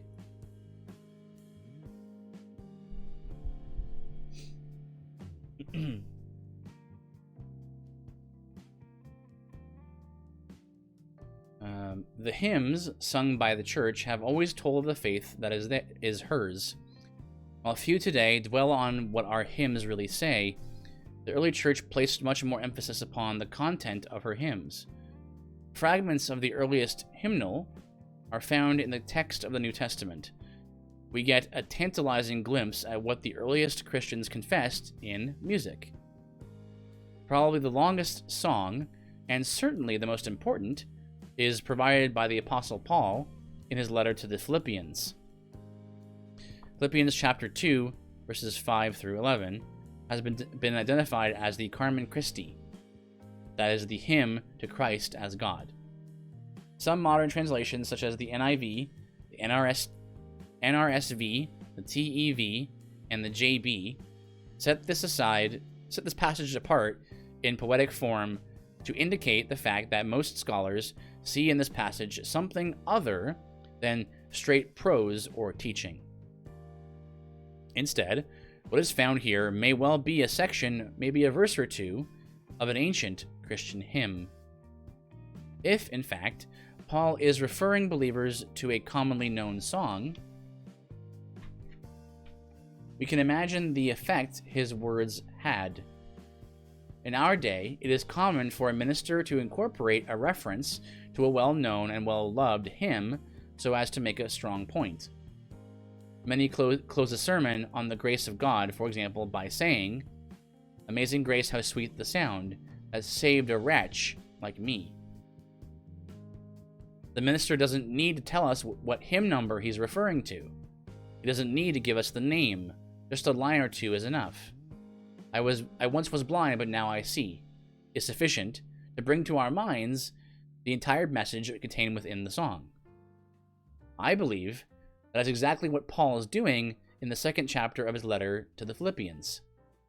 Verses 5 and 11 provide us with the sermon illustration Paul wishes to use. In these words, he takes us to the highest points of scriptural revelation, speaking of great eternal truths, yet he does so through the words of a familiar song. A tremendous number of books and articles have been written concerning the meaning of Philippians 2, verse 5 through 11, yet many of them miss the most fundamental point of solid interpretation: context.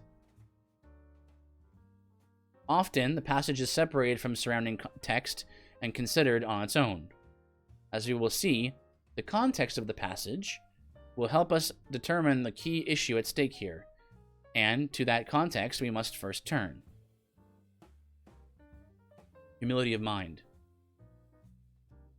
In this passage, Paul did not just break into a testimony to the greatness of Christ without a reason. He was trying to encourage the Philippians to live and act in a certain manner. And he gives us his example, the Lord Jesus. To what kind of behavior was Paul exhorting his listeners? Let's read.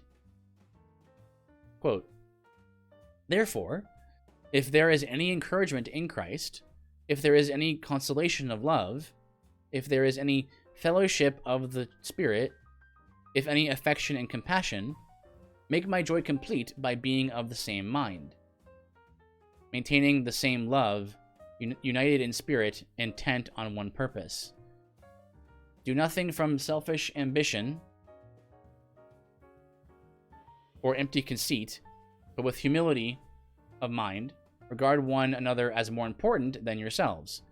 Do not look merely out for your own personal interests, but also for the interests of others."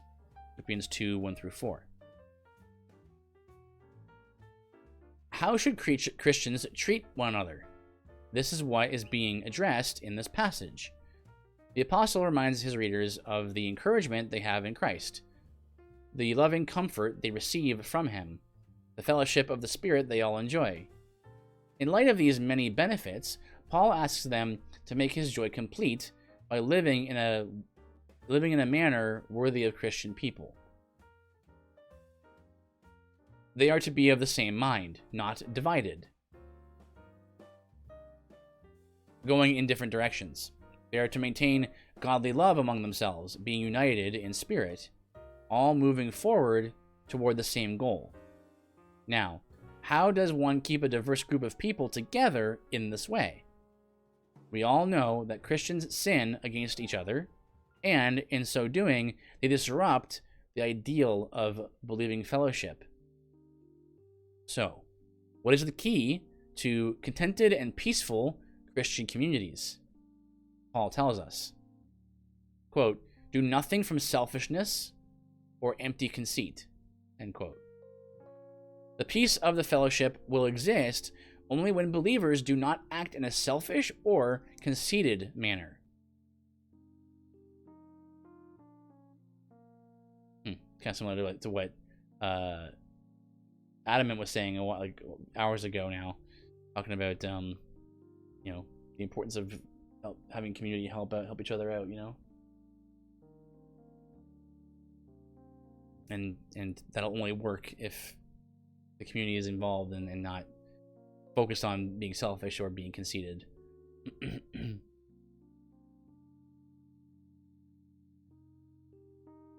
That is, when we look outside of ourselves and serve others, the unity of purpose and love and compassion will be served. But when we turn in upon ourselves and seek our own good before the good of others, things will fall apart. The key is found in the next phrase. but with humility of mind regard one another as more important than yourselves. Here is the great secret of Christian fellowship: humble service toward others, self-denial. Not looking out for number one, but rather making everyone else number one and looking out for them. The Christian church is to be filled with people who, while equal with one another, as there is there's neither Greek nor Jew, nor there is slave nor free, there is neither male nor female, for you are all one in Christ Jesus.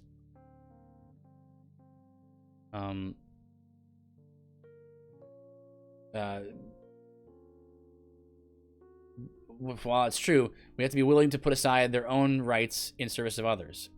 The ministry of Jesus Christ is a panoramic picture of what selfless service to others is all about. And this humility of mind is what Paul preaches to his beloved Philippian congregation. It is in the midst of this exhortation that we find the key verses, chapter 2, verses 5 through 11. Most often, these verses are examined as a single unit, distinct from the context around them, but it is quite clear that Paul is in no way changing topics between verses 4 and 5. In fact, a quick glance at verse 12 shows us that upon completing his comments about Christ, he moves right on with the practical exhortation to humility and obedience in the Philippian assembly. Why is this so important? Because it tells us Paul's purpose in setting forth this section of an ancient hymn. Paul is giving a sermon illustration, a reminder that if we are to be like Christ, we must imitate his humility as well. All of the Carmen Christi is, in fact, a means of illustrating what it means to act in humility of mind, to give one's life in the service of others. This is why verse 5 says, "Have this attitude in yourselves, which was also in Christ Jesus."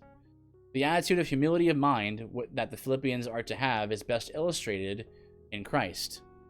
So, Paul directs them to have the same manner of thinking, the same outlook, as seen in Christ.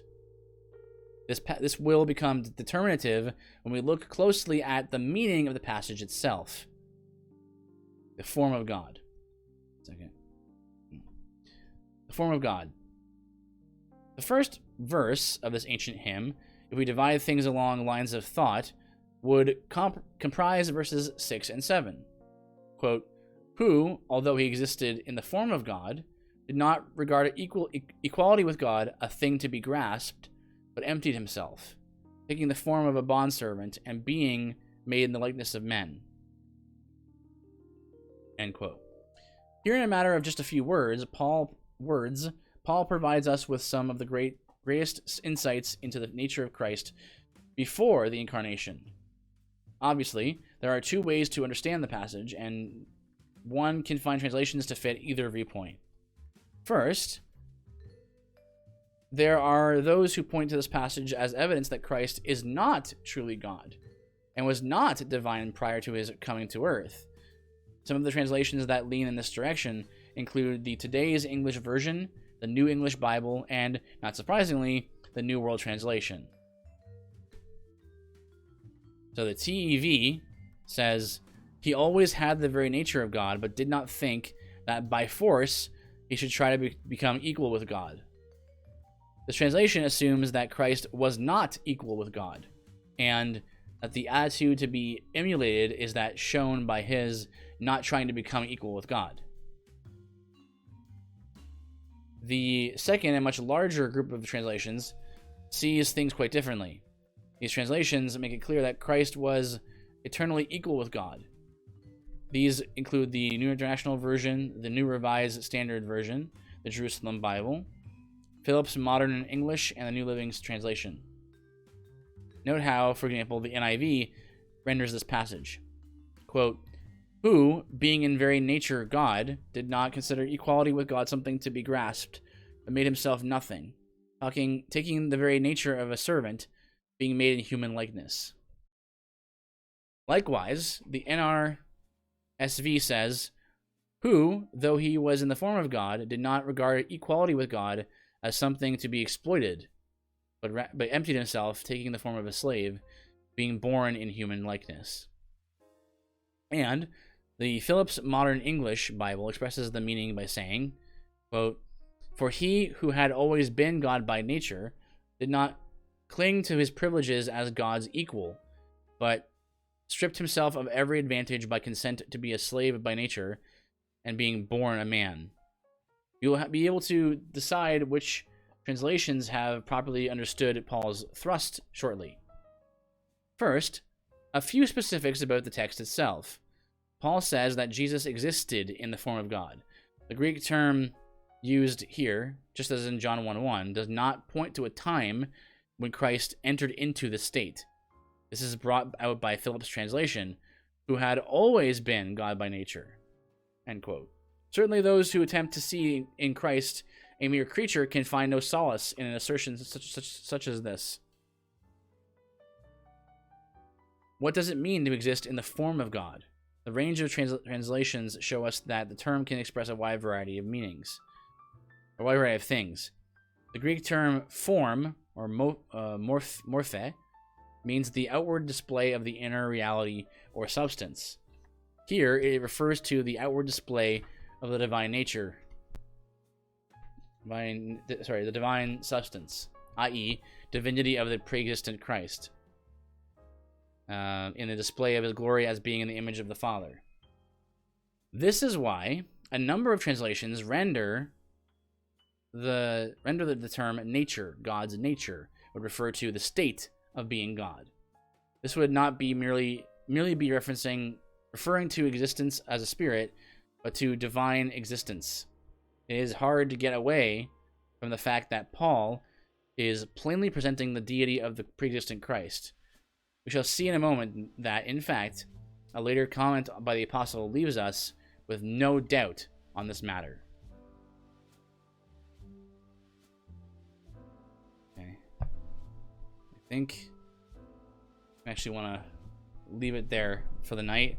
I kind of wanted to finish the last the rest of the chapter is like 5 pages or so, 5 or 6 pages, but getting kind of sleepy. That's what happens to me sometimes. I get like a huge bout of drowsiness, and it's hard for me to keep going. Thank you, everybody. Before we go, I want to, send some love to people. Who's streaming? Oh boy. All right. So, guys, thank you all for joining me. I'm gonna send some love to fellow Christian streamers. Let's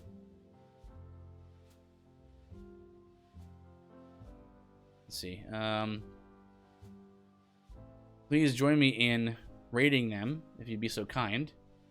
If you have the thanks for reading. Oh, thank you. I enjoy reading. It helps me as well as I hope it helps you guys. And it seems Fuzz seemed to think so. So, I'm gonna shoot over to Jinho Yoon's stream.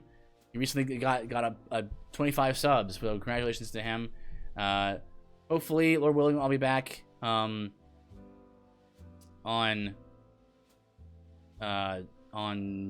probably Wednesday. But again, I always try to find extra times to stream where I can.